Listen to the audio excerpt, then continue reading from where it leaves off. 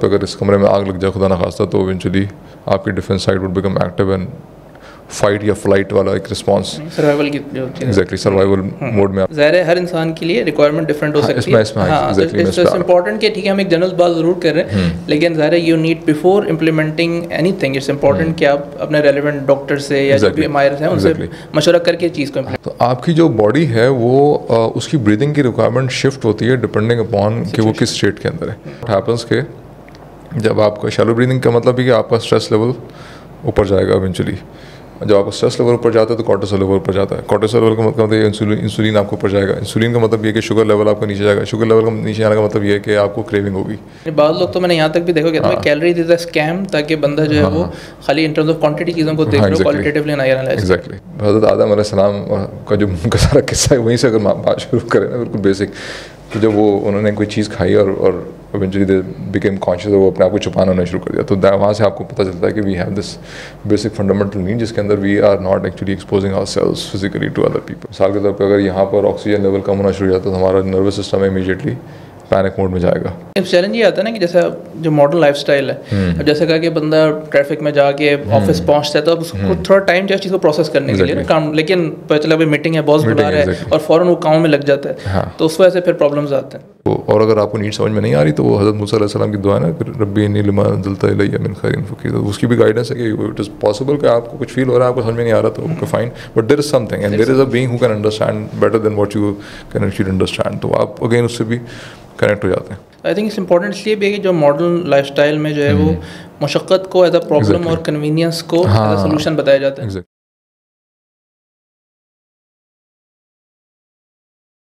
अस्सलाम वालेकुम, मेरा नाम है वजीउद्दीन और ट्रांसफॉर्म विद वजी के एक और एपिसोड के साथ हम हाजिर हैं। हम बेसिकली बात कर रहे हैं माशरती मसाइल पे, उनको किस तरह से सॉल्व किया जाता है, और उस पर जो टॉपिक है जिस पे आजकल हम सीरीज़ रिकॉर्ड कर रहे हैं वो है कॉन्शियस लिविंग और सेल्फ़ अवेयरनेस।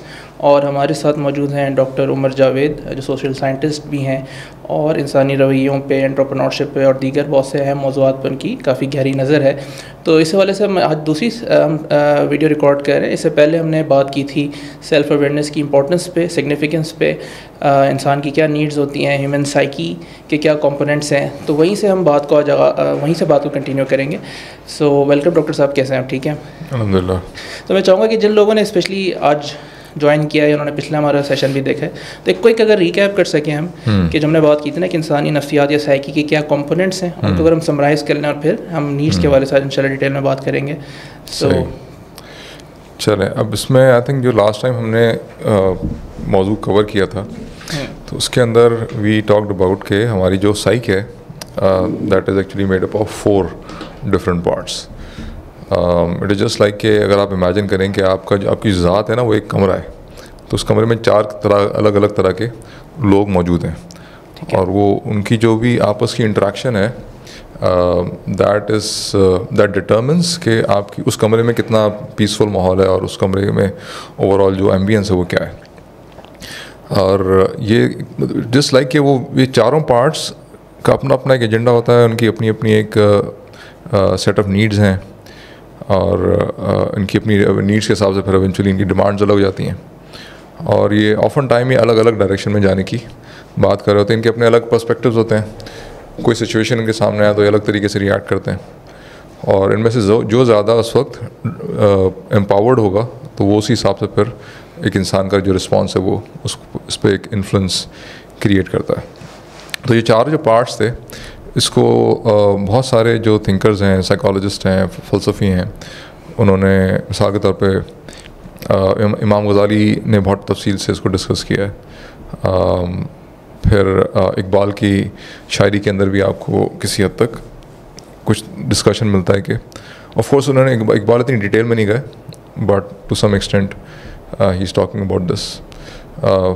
फिर जो वेस्ट के अंदर अगर आप देखें तो यूंग और फ्रॉइड और रिचर्ड श्वार्ट्स और फिर एरिक बर्नी और जो न्यूरोलॉजिस्ट या न्यूरो साइंस की जो लोग हैं, ब्रूस डी पेरी, आयन मैकगिलक्रिस्ट वगैरह, उन्होंने भी इस मसले को आइडेंटिफाई किया कि इंसान जो है he is not she is not of single entity, उसके अंदर मुख्तलिफ एंटिटीज़ हैं, और वो आपस में ऑफन टाइम ये एंटिटीज़ एक दूसरे के साथ इख्तलाफ की कैफियत में होती हैं, और वो इख्तलाफ ऑफन टाइम आपके बिहेवियर के ऊपर, बल्कि in fact most of the time आपके बिहेवियर के ऊपर एक असर क्रिएट कर रहा होता है। एक तो इख्तलाफ की कैफियत है ना, हाँ, तो वो तो ऑब्वियसली वो भी प्रॉब्लमेटिक है, लेकिन अगर वो एक दूसरे से डिसकनेक्टेड, उनमें गैप आ जाए तब भी प्रॉब्लम हो सकता है किसी डिस्कनेक्ट हो तो हाँ, वो इख्तलाफ का एक नौयत है ना कि वो एक दूसरे से बात नहीं कर रहे, तो उसमें टिपिकली होता है कि one of them is dominating, ठीक है, वो दूसरे को इवेंचुअली बाहर आने का मौका नहीं दे रहा होता, depending upon the situation despite the fact situation require कर रही हो कि दूसरा वाला सामने आए, बट वो जो डोमिनेंट साइड है वो सम टाइम उसको सामने नहीं आने दे रही होती। ठीक है, तो फिर इवेंचुअली व्हाट हैपेंस कि आपकी जो नीड्स हैं वो फुलफिल नहीं हो पाती, और फिर उसकी सेंस ऑफ डिप्रिवेशन से फिर आप फ्रस्ट्रेशन बिल्डअप होती है, एंड सब्सिक्वेंटली आपके बिहेवियर के अंदर चीज़ें फिर ख़राब होती हैं। इसमें जो 4 पार्ट्स हैं, तो 4 के अंदर हमने इसको एक समराइज़ किया। ठीक है, 4 से ज़्यादा भी ऑफ कोर्स हो सकते हैं।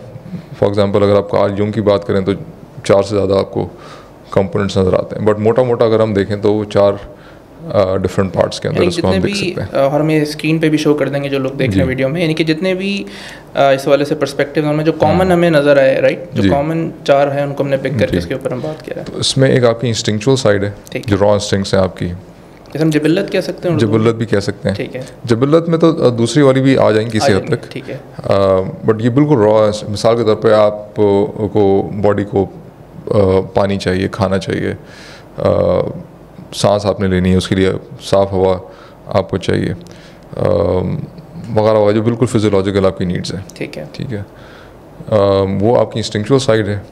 ठीक है, इसमें of course there is more detail, मैं बहुत मोटा भी इसमें एक्सप्लेन कर रहा हूँ। एक आपकी डिफेंस साइड है जो किसी भी एक्सटर्नल थ्रेट के ऊपर इमीडिएटली रिएक्ट करती है। ठीक है, मिसाल के तौर पे अगर इस कमरे में आग लग जाए खुदा ना खास्ता, तो इवेंचुअली आपकी defence side would become active and fight या फ्लाइट वाला एक रिस्पांस, सर्वाइवल की एग्जैक्टली सर्वाइवल मोड में आप चले जाते हैं।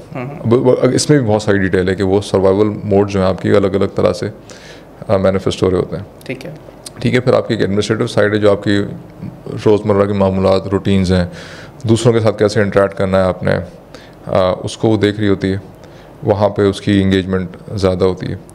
और फिर आपकी लीडरशिप साइड है which is more active when you are confronting a situation which is novel, जो आपकी रूटीन से बिल्कुल हट कर है, और जहाँ पे आपने कोई ऐसा डिसीजन लेना है जिससे दूसरों पे भी एक पॉजिटिव या नेगेटिव इफेक्ट एक आ सकता है।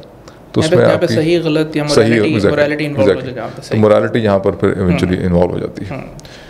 तो यहाँ पे फिर आप ये वो साइड है जहाँ पे आप अपने सेल्फ इंटरेस्ट को साइड पे रख के कुछ फैसले करने की कैपेसिटी में होते हैं। और अगर ये वाली साइड एक्टिव नहीं है और इस साइड को एक्टिव होने की ज़रूरत है, लेट्स सपोज, और इंस्टेड ऑफ दिस दूसरी वाली साइड को एक्टिव हुई हुई है, तो इवेंचुअली फिर जो डिसीजन आएगा that can create some problems for yourself and for others. यानी कि फॉर एग्जांपल अगर मैं अपनी इंस्टिंक्चुअल पार्ट वाली साइड को लेट्स से किसी वजह से सप्रेस कर रहा हूँ, तो जितना सप्रेस करूँगा इवेंचुअली होता है वही डोमिनेट करने लग जाए, और वो मुझसे हो सकता है मैं मोरल कंपस के हिसाब से, सही गलत के हिसाब से ना चलूँ, बल्कि एग्जैक्टली स्पेशली अगर मैं सेल्फ अवेयर ना हूँ तो मेरा इंस्टिंक्चुअल पार्ट जो डोमिनेट करके मुझसे सकता गलत काम भी। आप थोड़ी सी डिटेल में घुस गए, तो वो किस तरह कॉन्फ्लिक्ट होता है वो उसको हम डिस्कस करेंगे ऑफ कोर्स डिटेल में इंशाल्लाह। ठीक है, तो ये एक मोटा मोटा इसका रिव्यू था कि 4 पार्ट्स हैं आपके, इंस्टिंक्चुअल साइड, एक डिफेंस साइड है, एडमिनिस्ट्रेटिव है, और एक आपकी मॉरल लीडरशिप इसको कह सकते हैं। ठीक है, तो ये आपके अंदर अलग अलग फंक्शंस प्रोवाइड, मतलब अलग अलग फंक्शंस इनके होते हैं, इनका अलग अलग एक जाविया होता है देखने का रियलिटी को, और इस हिसाब से एक रिएक्शन क्रिएट कर रहे होते हैं, और इनमें आपस में ऑफन टाइम कॉन्फ्लिक्ट क्रिएट भी हो जाता है। ठीक है, और उसको कॉन्फ्लिक्ट को ऑफन टाइम रिजॉल्व करना is like more necessary before you react to some situation which is outside।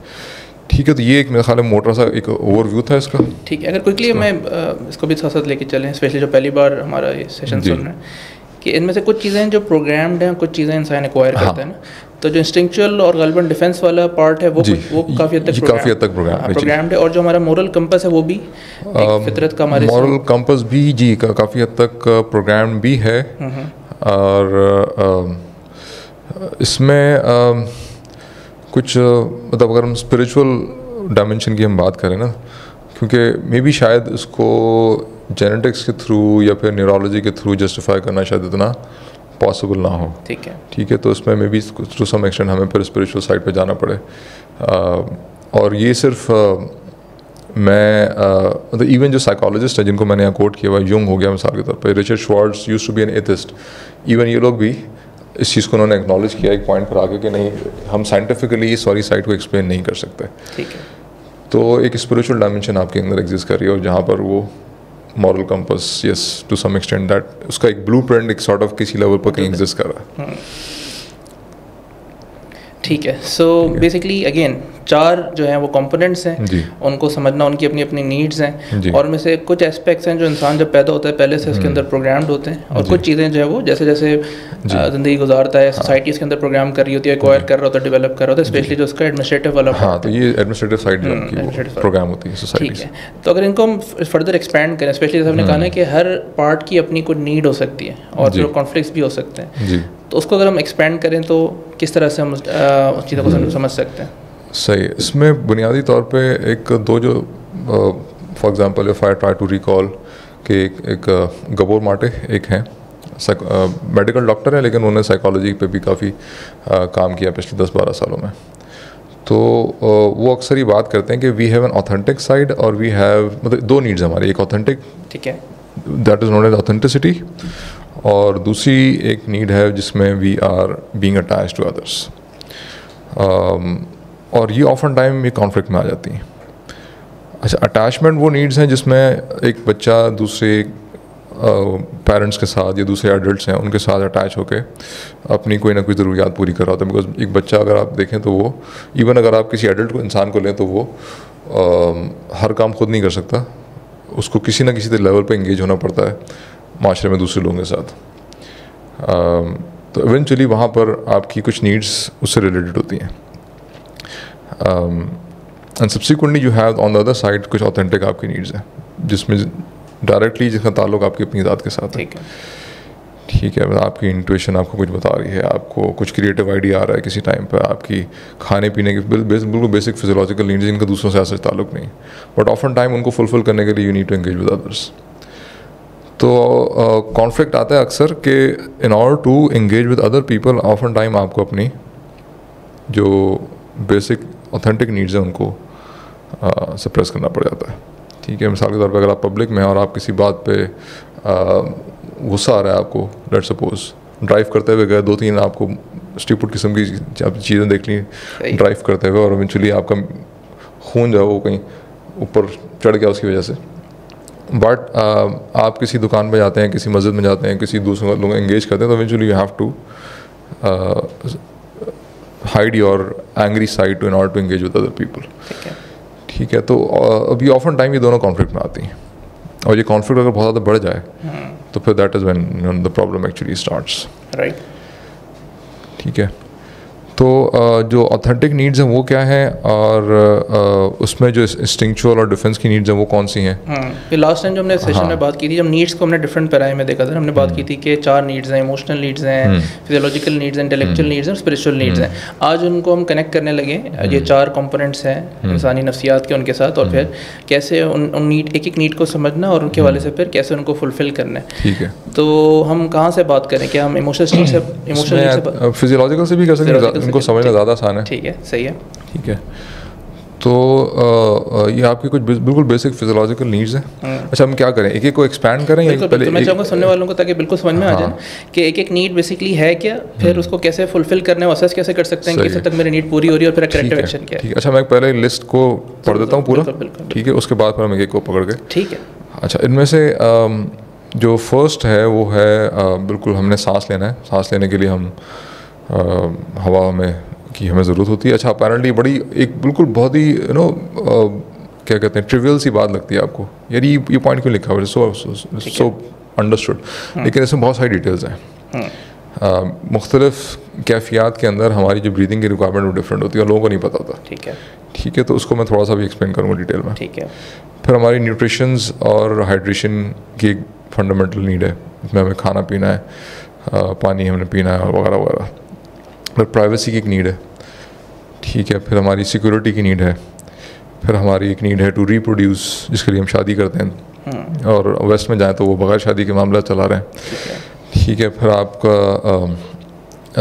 Resting की एक नीड है, इंसान को आराम भी करना है। मूवमेंट, फिज़िकल मूवमेंट, मतलब ऑफन टाइम लोग इसको नज़रअंदाज कर रहे हैं, this very important aspect of our physiological. फिर एक सोना भी आपने, स्लीप है आप एक नीड है, ठीक है। फिर आपने खेलना कूदना भी है, ख़ासतौर पे if you are a child तो this is a very critical need. और अगर आप किसी बच्चे को रोक रहे हैं तो फिर उसकी बहुत सारी जो साइकोलॉजिकल भी और फिजियोलॉजिकल फंक्शंस वो डिस्टर्ब हो जाते हैं अगर आप बच्चा खेल नहीं पा रहा। फिर आपको टेम्परेचर चाहिए, सही है, आपकी बॉडी को एक सर्टेन रेंज है टेम्परेचर की, उससे कम जाएगा ज़्यादा जाएगा then subsequently that will be disturbing for you. फिर एक और यहाँ पे चीज़ है होम्योस्टेसिस, इसके बारे में बहुत ज़्यादा लोगों को अंडरस्टैंडिंग नहीं है, तो इसको हम थोड़ा सा एक्सपैंड करेंगे, ठीक है। और एक हाइजीन की एक नीड है, ठीक है, ठीक है। तो ये कुछ हमने किताबें पढ़ के रिसर्च करके और कॉमन सेंस के बेसिस के ऊपर हमने एक लिस्ट बनाई है। इसके अलावा भी कुछ हो सकती हैं ऑफ कोर्स, जब तो फ्यूचर में हम इंशाल्लाह उसको यहाँ पर ऐड कर देंगे जब हमें मज़ीद हमारी अंडरस्टैंडिंग इस पर एक्सपैंड होगी। तो हम शुरू से एक्सपैंड करें तो पहली जो हम यहाँ पर मेंशन कर रहे हैं दैट इज़ ब्रीदिंग।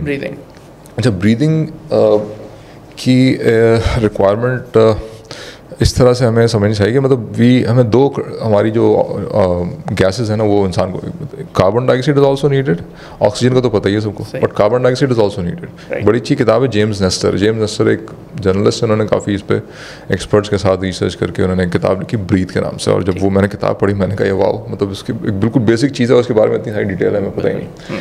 अब जो योगा के अंदर तकरीबन कोई 70 के करीब डिफरेंट ब्रीदिंग मेथड्स हैं। ऑफ कोर्स मुझे सारे, मैं आई एम नॉट एन एक्सपर्ट, तो उसके लिए किसी योगी को बुला के अगर उससे पूछा जाए कि वो डिटेल में बताएगा आपको कि भाई कौन सी ब्रीदिंग टेक्निक आपको किस तरह आपको हेल्प कर रही है। तो आपकी जो बॉडी है वो उसकी ब्रीदिंग की रिक्वायरमेंट शिफ्ट होती है डिपेंडिंग अपॉन कि वो किस स्टेट के अंदर है। अगर आप स्ट्रेस में हैं तो आपकी ब्रीदिंग की रिक्वायरमेंट डिफरेंट है, अगर आप कहीं सुकून से बैठे हुए हैं तो आपकी ब्रीदिंग की रिक्वायरमेंट डिफरेंट है।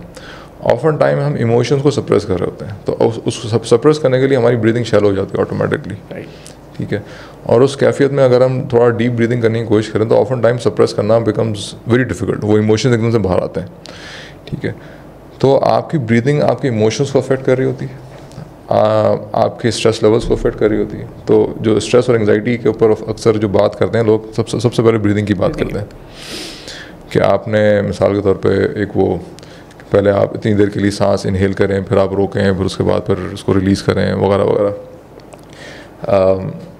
आपकी बॉडी भी ऑटोमेटिकली, अगर आप अपनी सप्रेशन वाली स्टेट पे नहीं है तो ऑटोमेटिकली यू माइट फील के डिपेंडिंग अपॉन द सिचुएशन उसकी ब्रीदिंग ऑटोमेटिकली चेंज हो रही है। अक्सर आपको बुखार होता है, आपकी ब्रीदिंग आपकी तेज़ हुई होती है, उस वक्त हार्ट बीट भी तेज़ हुई होती है और ब्रीदिंग भी आपकी तेज़ हो रही होती है। तो बॉडी जो है अपनी रिक्वायरमेंट के हिसाब से कार्बन डाइऑक्साइड और ऑक्सीजन का मिक्सचर एब्जॉर्ब करती है। अब इसके अंदर इनहेलिंग, एक्सेलिंग और इन दोनों के दरमियान जो पॉज है, होल्ड करना एग्जैक्टली। तो इनकी कम्बिनेशन से बहुत सारी अलग अलग टेक्निक्स बन जाती हैं इवेंचुअली, जिसकी आप डिफरेंट उसके अंदर अगर आप consciously if you are aware के बॉडी की रिक्वायरमेंट क्या है तो you can even pick and choose के। फॉर एग्जांपल मैंने 4 साल से मैं लोगों को बताता हूँ मैंने पैराडोल नहीं खाई, लोग बोलते हैं आप मतलब हाउ इज़ इट पॉसिबल। तो होता है कि जब भी कोई सर में दर्द होता है किसी वजह से तो देयर आर ब्रीदिंग टेक्निक्स जो मैं ट्राई करता हूँ। ब्रीदिंग टेक्निक्स के अलावा often time I go to the gym. अब जिम में भी आप जाते हैं तो आपकी सांस फूलती है, ठीक है। तो ये दो काम करके अगर लेट्स सपोज जिम जाने का टाइम नहीं मिल रहा तो मैं घर में बैठ के कोई ब्रीदिंग टेक्निक्स ट्राई करके, तो 70-80% केसेस के अंदर, बल्कि इनफैक्ट क्योंकि सिंस 4 साल से मैंने पैराडोल नहीं की तो मतलब 100% बगैर दवा के मसला हल हो जाता है, लगा शुक्र है। सही। अच्छा, ऑफन टाइम आपकी नींद पूरी नहीं हुई होती या फिर कैफीन समटाइम इनबैलेंस हो जाता है क्योंकि कोई गलत चीज़ आपने खा ली होती है, मिसाल के तौर पे शुगर या फिर कोई दूसरा ऐसा केमिकल आपने ले लिया है प्रोसेस फूड के ज़रिए जो आपके एंडोक्राइन सिस्टम को ऊपर नीचे कर दिया, तो इवेंचुअली उसका ऑफन टाइम इफेक्ट होता है कि it gives you a very bad headache. सही। तो often time breathing can actually help you in that also. इसका ये भी पहलू है कि क्योंकि हाई स्ट्रेस एनवायरनमेंट में ज़्यादातर लोग रह रहे होते हैं तो बाय डिफ़ॉल्ट वो शैलो ब्रीदिंग उनका मैं अक्सर क्या करता हूँ कि ट्रेनिंग्स में, स्पेशली अभी भी मेरी लास्ट वीकेंड पे ट्रेनिंग हो रही थी, तो अचानक बातें करते करते एकदम से कहते अच्छा नोट करें एकदम से ना आप सांस कहाँ से ले रहे हैं, तो पता चला कि 100%, यानी ये भी नहीं कि 95%, 100% मोस्ट पीपल आर वो शैलो ब्रीदिंग कर रहे हैं। शैलो ब्रीदिंग में आपके जो चेस्ट का ऊपर पोर्शन हल्का हल्का उसमें। अब मैं तो कहता हूँ कि देखिए इंसान खाने के बगैर कुछ दिन जिंदा रह सकता है, पानी के बगैर भी क्राइम नहीं कर लेगा, लेकिन सांस के बगैर और अब बेसिक जो सांस ही इंसान गलत ले रहे हैं तो फिर परेशान है कि मसले क्यों हो रहे हैं। बहुत सारी बीमारियाँ जो मैं किताब को मैंने रेफरेंस दे रहा था ना, जेम्स नेस्टर की जो किताब है ब्रीथ के नाम से, तो बहुत सारी बीमारियाँ उसने एक्सप्लेन की कि वो उस वजह से होती हैं बिकॉज आप सांस सही से नहीं ले देते। एस्थमा खास तौर पे, तो asthma is breathing problem basically. You सही टाइम पे किस तरीके से ब्रीथ करना है आपको नहीं पता, मतलब एक स्ट्रेस रिस्पॉन्स जनरेट हो रहा है सिस्टम में और आप हाइपर वेंटिलेशन की तरफ जा रहे हैं और उसकी वजह से ऑक्सीजन लेवल और कार्बन डाइऑक्साइड का जो मिक्सचर है वो जो रिक्वायरमेंट के हिसाब से नहीं है, and eventually you are getting into panic mode. तो you should understand what kind of, एक रशियन को एक्सपर्ट है जिसने ये टेक्निक इन्वेंट की इवेंचुअली, मुझे डिटेल याद नहीं है उसकी, तो वो अगर आप किताब में देखें तो उसमें पूरा एक्सप्लेन किया हुआ है। ठीक है। फॉर एग्जाम्पल वो कहता है कि exhaling is more important often time. Why? Because carbon dioxide नीचे जमा हो जाती है और वो जो आपने उसका कार्बन डाइऑक्साइड रिलीज़ करना होता है सो दैट आपका जो लंग्स है फुली तौर पे फंक्शन कर सके। आपका जो डायफ्राम है that is like a second heart, बल्कि थर्ड हार्ट कहना चाहिए, क्योंकि आपके जो कैल्फ हैं ये भी हार्ट वाला पंपिंग का फंक्शन कर रहे होते हैं। तो you have multiple pumping organs जो आपको ब्लड सर्कुलेशन के अंदर अफेक्ट करते हैं। तो diaphragm has to move up and down, और वो उसी वक्त होता है जब आप बेली ब्रीदिंग करें, चेस्ट से ब्रीदिंग करें तो आपका डायफ्राम काम नहीं कर रहा। ठीक है। फिर जो आपकी ऑक्सीजन लेवल्स हैं, कार्बन डाइऑक्साइड लेवल्स हैं, carbon dioxide is necessary for your blood to take oxygen to the required point जहाँ पे उसने एब्जॉर्ब होना है। ठीक है। अगर कार्बन डाइऑक्साइड के लेवल्स दैट सपोज रिड्यूस हो रहे हैं, फॉर एग्जांपल बॉडी आपकी कार्बन डाइऑक्साइड रिक्वायर्ड क्वांटिटी में एब्जॉर्ब नहीं कर पा रही, तो सब्सिक्वेंटली व्हाट विल हैपन के you start getting into panic mode. Y? Because oxygen भी साथ में एब्जॉर्ब नहीं हो पा रही। तो उसके अंदर exhaling serve a very critical function eventually according to this. अच्छा, यहाँ पर एक और चीज़ है जो थोड़ी सी एक्सपैंड करें तो जो च्यूइंग का प्रोसेस है ना आपकी, that has a very important role to play in your breathing as well. ठीक है। एक सवाल मेरे जहन में आया काफ़ी अर्से पहले, इस किताब को मतलब जब किताब मेरे हाथ में नहीं आई थी तो मेरे जहन में सवाल ये था कि पुराने ज़माने में ये जो विजडम टूथ है आपका, अक्सर डेंटिस्ट के पास जाएँ तो आपको वो कहते हैं कि भाई सर्जरी कर दो और उसको निकाल दो, और वो तो आज से 300 साल पहले जब उसकी सर्जरी नहीं होती थी तो लोग क्या करते थे उस वक्त। तो इट टर्न्स आउट कि ये प्रॉब्लम उस वक्त शायद होता ही नहीं था। तो फूड इस तरह का था शायद ये उसकी बुनियादी वजह, मतलब अगेन इस किताब में एक्सप्लेन किया हुआ है, there were some scientist who did research. Because पुराने ज़माने के जब स्केलेटन्स आप लोग साइंटिस्ट निकालते हैं ना रिसर्च में, तो वो टर्न्स आउट कि उनका जो पूरा जॉ है वो बड़े तरीके से डेवलप हुआ है, दांत आगे पीछे नहीं है, बिल्कुल परफेक्टली अलाइंड है। ठीक है। The jaws are fully developed the way it should be. लेकिन मॉडर्न इंसान जो है उसका जॉज सही तरीके से डेवलप नहीं। उसकी मेन रीज़न क्या है? उसकी मेन रीज़न उसने एक्सप्लेन किया कि जो फूड है हमारा that is too soft now, और इवेंचुअली जॉज को जिस तरह काम करना चाहिए वो काम नहीं कर पाता। और सब्सिक्वेंटली व्हाट हैपेंस, आपके जो इंटरनल नेजल पैसेज है जिससे आपने हवा ने एब्जॉर्ब होकर जाना है वो भी सही तरीके से डेवलप नहीं हो पाता इवेंचुअली। राइट। तो उसने खास तौर पर रिकमेंड किया कि आप ऐसी चीज़ें खाएं which are hard to chew.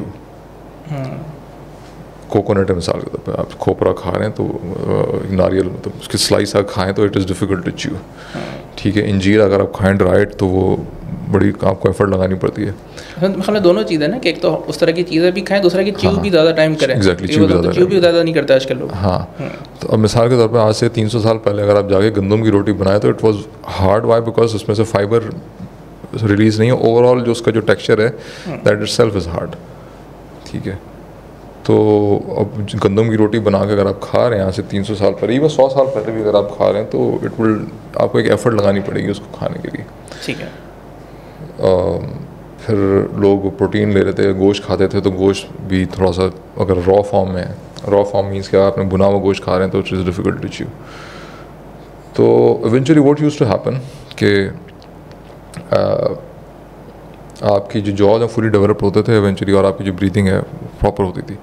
इसके अंदर एक और बहुत इंपॉर्टेंट पॉइंट ये है कि आप ब्रीथ कहाँ से कर रहे हैं, मुंह से ब्रीथ कर रहे हैं या नाक से ब्रीथ कर रहे हैं। नेज़ल ब्रीदिंग इज़ रिक्वायर्ड, और ये बास ट्राइब्स के अंदर इतना ज़्यादा ये ट्रेडिशनली वो समझते हैं इस चीज़ को कि जब इवन जो छोटा बच्चा होता है 2-3 महीने का बच्चा, वो मुंह को ना बाकायदा रात में सोते हुए ऐसा होता है कि वो सोते हुए बच्चा आपका मुंह खुल जाता है। तो दे मेक श्योर कि even when you are a few months old, आप बच्चा जो है वो नाक से ही ब्रीथ करे। ताकि इवेंचुअली व्हाट हैपन्स कि फिर आपकी जो नेज़ल ब्रीदिंग के प्रोसेस में फिर आपकी जो जॉ की डेवलपमेंट है, अगर आप यहाँ पे इंटरनेट होता तो हम दिखाते हैं, मतलब if you can add this to okay screenshot इसका लेके ना उसमें ऐड कर दीजिएगा, एडिट करके कि nasal breathing versus mouth breathing. अगर आप गूगल इमेजेस पे जाए ना तो जॉस की डेवलपमेंट की 2 कंपैरिजंस हैं। जो लोग सिर्फ मुंह से सांस लेते हैं उनका ये वाला जो पार्ट है बाकायदा पीछे की तरफ होता है।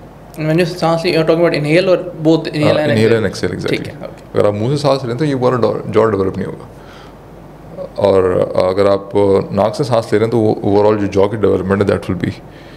और समटाइम बाज़ लोगों के साथ ऑफर टाइम आपके पास है जॉ, लोगों को पीछे होता है, डेंटिस्ट के पास जाते हैं, डेंटिस्ट ब्रेसेस लगाता है और eventually they are doing their own thing to fix that problem.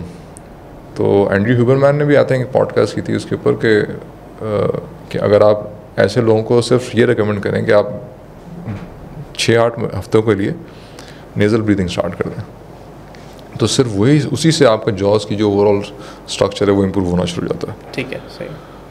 तो सब अगर हम एक कॉमन बंदे की बात करें, चलिए एक तो कि नीड की अंडरस्टैंडिंग होगी कि अच्छा जी ब्रीदिंग तो सबको पता है कि होनी चाहिए, लेकिन ऑब्वियसली उसमें मसाइल है ना, जैसे मैंने बात की कि स्ट्रेस या शैलो ब्रीदिंग कह रहे हैं। तो अब एक सवाल यहाँ पे फिर ये बनता है कि नंबर 1 इंसान इस नीड को कैसे असेस करेगा, मैं किस हद तक सही कर रहा हूँ नहीं कर रहा, और फिर उसको कैसे फुलफिल करे सही से। एग्जैक्टली, तो आपकी बॉडी वुड टेल यू, ठीक है, और वो of course you need to have that connection with the body, और बॉडी मुख्तलिफ तरीके से आपको, मिसाल के तौर पे अगर आप शैलो ब्रीदिंग कर रहे हैं तो आपको कुछ घबराहट फीलिंग आएगी।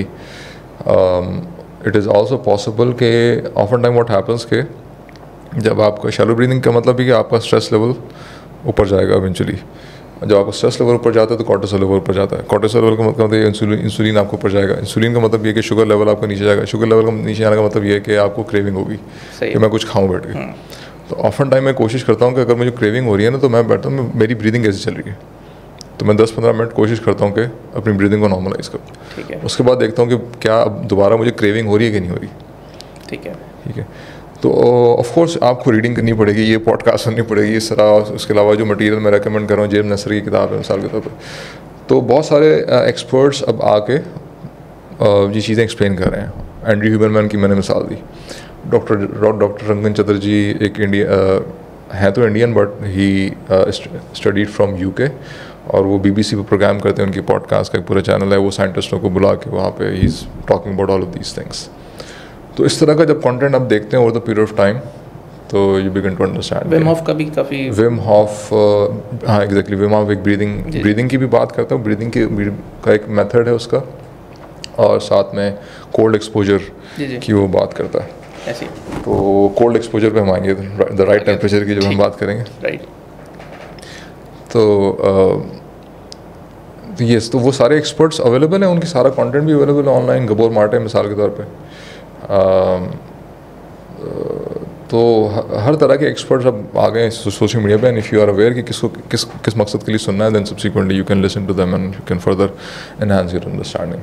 ठीक है, इन दिस कॉन्टेक्स्ट। तो इवन जब अभी आप सुन रहे हैं पॉडकास्ट, तो नोट करें आप कहाँ से ब्रीथ कर रहे हैं। मैं भी नोटिस कर रहा हूँ कहाँ से ब्रीथ कर रहा हूँ। सो हो सकता है some of you might be doing shallow breathing, chest से ब्रीथ कर रहा हूँ। चलिए, एक ब्रीदिंग की हमने काफ़ी डिटेल में बात कर ली, और जैसे उमर साहब कह रहे हैं कि इस पर काफ़ी लोगों ने काफ़ी डिटेल में काम किया हुआ है, तो उसका एक्सप्लोर करके फर्दर इंसान अपने आप को भी देख सकते हैं और सिचुएशनली अपने आप को इम्प्रूव भी कर सकते हैं।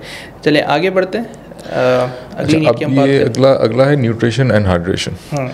ठीक है, अच्छा, अब इसके अंदर जो बहुत बड़ा एक मिसकॉन्सेप्शन लोगों को फॉर्मली बताया गया, बल्कि इनफैक्ट किसी बच्चे की साइंस की किताब उठा के देखें ना कि जो स्कूल जा रहा है, तो उसके अंदर एक चैप्टर है फूड पायरामिड का। ठीक है, इसमें एक आपको एक अंडरस्टैंडिंग दी हुई कि देखिए carbohydrates are the most important. Carbohydrates में आपने क्या क्या चीज़ें लेनी है, उसके बाद फिर आप फाइबर है, उसके लिए वेजिटेबल्स वगैरह, फिर प्रोटीन ऊपर कहीं आ रहा है आपका। तो एक्सपर्ट्स अब ये कह रहे हैं कि this is one of the biggest scam that was introduced by the food industry, जो प्रोसेस फूड इंडस्ट्रीज, ताकि उनकी जो प्रोडक्ट है वो मार्केट में ज़्यादा सेल हो। अनफॉर्चुनेटली जॉर्डन पीटरसन की एक टॉक थी, बस जॉर्डन पीटरसन को मैं क्विकली यहाँ पे रेफरेंस दे दूँ कि वो खुद बहुत बीमार रहा है, पास में उसको ऑटो इम्यून के मुख्तलिफ इशूज़ थे, अर्थराइटिस था, उसको ओवरवेट था, and eventually he got rid of all of these problems just shifting to high protein diet. ठीक है, उसने जितनी जो प्रोसेस फूड सब निकाल दिया अपनी लाइफ से, और उसने सिर्फ बीफ खाना शुरू कर दिया, नथिंग एल्स, एंड सारे मसाइल ठीक हो गए उसके। उसकी बेटी को भी मसाइल थे जेनेटिकली, बेटी को शदीद किस्म का अर्थराइटिस था, और वो बेटी उस पर पॉडकास्ट भी करती है आके, सॉरी। तो उसने भी शी ऑल्सो एडवोकेट कि मैं सिर्फ बीफ खाती हूँ, उसके साथ जो 2-4 चीज़ें और भी हैं। तो and eventually all of her auto immune issues disappeared, क्योंकि वो फूड पैरामीटर को फॉलो कर रहे थे पहले। ठीक है, सही है। अच्छा, साथ साथ मैं डिस्क्लेमर भी देता चलूँ कि ज़ाहिर है हर इंसान के लिए रिक्वायरमेंट डिफरेंट हो सकती है। हाँ, इट्स इंपॉर्टेंट कि ठीक है हम एक जनरल बात ज़रूर कर रहे हैं, लेकिन ज़ाहिर है you need before implementing anything, it's important कि आप अपने रेलेवेंट डॉक्टर से या जो भी माहिर हैं उनसे मशवरा करके चीज़ को इम्प्लीमेंट करें। This is disclaimer. हाँ एग्जैक्टली, जो क्वालिफाइड न्यूट्रिशनिस्ट है, वी नॉट, हम मोटी बात कर रहे हैं, तो क्वालिफाइड न्यूट्रिशनिस्ट हैं, डॉक्टर सहर चावला मिसाल के तौर पर, ठीक है, इस तरह और भी आपको मिल जाएंगे, तो उनको किसी एक को पकड़ लें। अच्छा, इसमें भी फिर लोग परेशान होते हैं, अलग अलग न्यूट्रिशनिस्ट अलग अलग तरह की बातें कर रहे हैं। तो इसके अंदर 1-2 पॉइंट्स मैं यहाँ पे ऐड कर दूँ कि हर इंडिविजुअल की जो आप बात करें रिक्वायरमेंट अलग है। तो हर इंडिविजुअल का लाइफस्टाइल डिफरेंट है, किसी की फिजिकल एक्टिविटी ज़्यादा है, किसी की फिजिकल एक्टिविटी कम है, कोई जिम जा रहा है या कोई जिम नहीं जा रहा। फिर एज वाइज आपकी रिक्वायरमेंट डिफरेंट हो सकती है। फिर जेनेटिकली भी सम टाइम होता है कि बॉडी में किसी पर्टिकुलर चीज़ को एब्जॉर्ब करने की टेंडेंसी होती है, किसी चीज़ को एब्जॉर्ब करने की टेंडेंसी नहीं होती। एंड ऑफन टाइम्स बॉडी खुद भी बता रही होती है, आप सर्टेन चीज़ें खाओ फौरन वो रिएक्शन देती है। एग्जैक्टली। अभी recently I was reading this book, तो उसमें ऑथर ये एक्सप्लेन कर रहा था कि आप पहले उसने ना एक्सरसाइज करवाई कि आप इस अपने सारे जो सिम्टम्स हैं वो आइडेंटिफाई करेंगे कि आपको क्या किस तरह की हेल्थ प्रॉब्लम्स हो रही हैं। ठीक है, मेरी जो ज़्यादातर इशूज़ थे दे वर रिलेटेड टू माई गट। ठीक है, तो मैंने उसमें एक लिस्ट में टिक मार्क किया उस चेक लिस्ट के अंदर। अच्छा, फिर उसने एक्सप्लेन किया ऑथर ने कि आप ये आइडेंटिफाई करें, अभी you have to do this by hit and trial, कि कौन सी वाली चीज़ को खा के ये प्रॉब्लम ज़्यादा होती है आपको। ठीक है, और सिंपली ये करेंगे, फिर उसको उस पर्टिकुलर चीज़ को 1 हफ्ते के लिए निकाल के देखें, व्हाट हैपेंस, कि आपकी बॉडी किस तरह उसको रिएक्ट करती है। तो मैंने तो 3-4 चीज़ें आइडेंटिफाई की, जो आलू उबले हुए, अगर आलू की तरकारी कोई बनी हुई है, वाइट चने, केला। ठीक है, apparently of course these are very all nutrition things, but मुझे ये सूट नहीं करनी थी, ब्लोटिंग और कॉन्स्टिपेशन और इस तरह की चीज़ें मुझे हो रही थी। जब से मैंने इनको निकाला अपनी डाइट से, तो मेरे सारे मसाइल जो वो घट गए। अच्छा, एक और चीज़ मैंने नोट किया फूड के हवाले से कि sometimes certain foods bother you, but if you are not good emotional state शायद उस तरह से बॉदर नहीं भी करती। ये भी मैंने नोट किया, और मेरे घर वाले भी कभी मुझसे नाराज हो रहे थे इस बात पे कि आप घर पे कभी कोई चीज़ खाते हैं, आप इतना वो करते हैं, लेकिन sometimes you go out and you having fun, तो महसूस होती है वो चीज़। तो मिसाल के तौर पर अगर आपने कार्ब ज़्यादा ले लिए हैं, अच्छा, रिफाइंड कार्ब के साथ ये मसला है, जो भी refined is a modern thing, refined sugar, refined carbs, refined oil. Unfortunately what happens, अच्छा, ये जो इनका टेस्ट भी अच्छा होता है, ऑफ कोर्स एक बड़ा अच्छा आपको एक जब आप कुछ खा रहे होते हैं बड़ा मज़ा भी आ रहा होता है, आपको टेस्ट की वाले से सॉफ्ट भी होती हैं चीज़ें। तो taste wise, since we are more taste conscious less health conscious unfortunately, तो व्हाट हैपेंस कि जितनी भी रिफाइंड चीज़ें हैं ये इमीडिएटली एब्जॉर्ब होती हैं बॉडी में, आपका एनर्जी लेवल ऊपर लेके जाती हैं, और जितना स्पीड में ऊपर जाता है उतना स्पीड से नीचे आता है। जब ये नीचे आ रहा होता है तो फिर इवेंचुअली आपको विड्रॉल इफेक्ट्स होते हैं, शुगर खास तौर पे।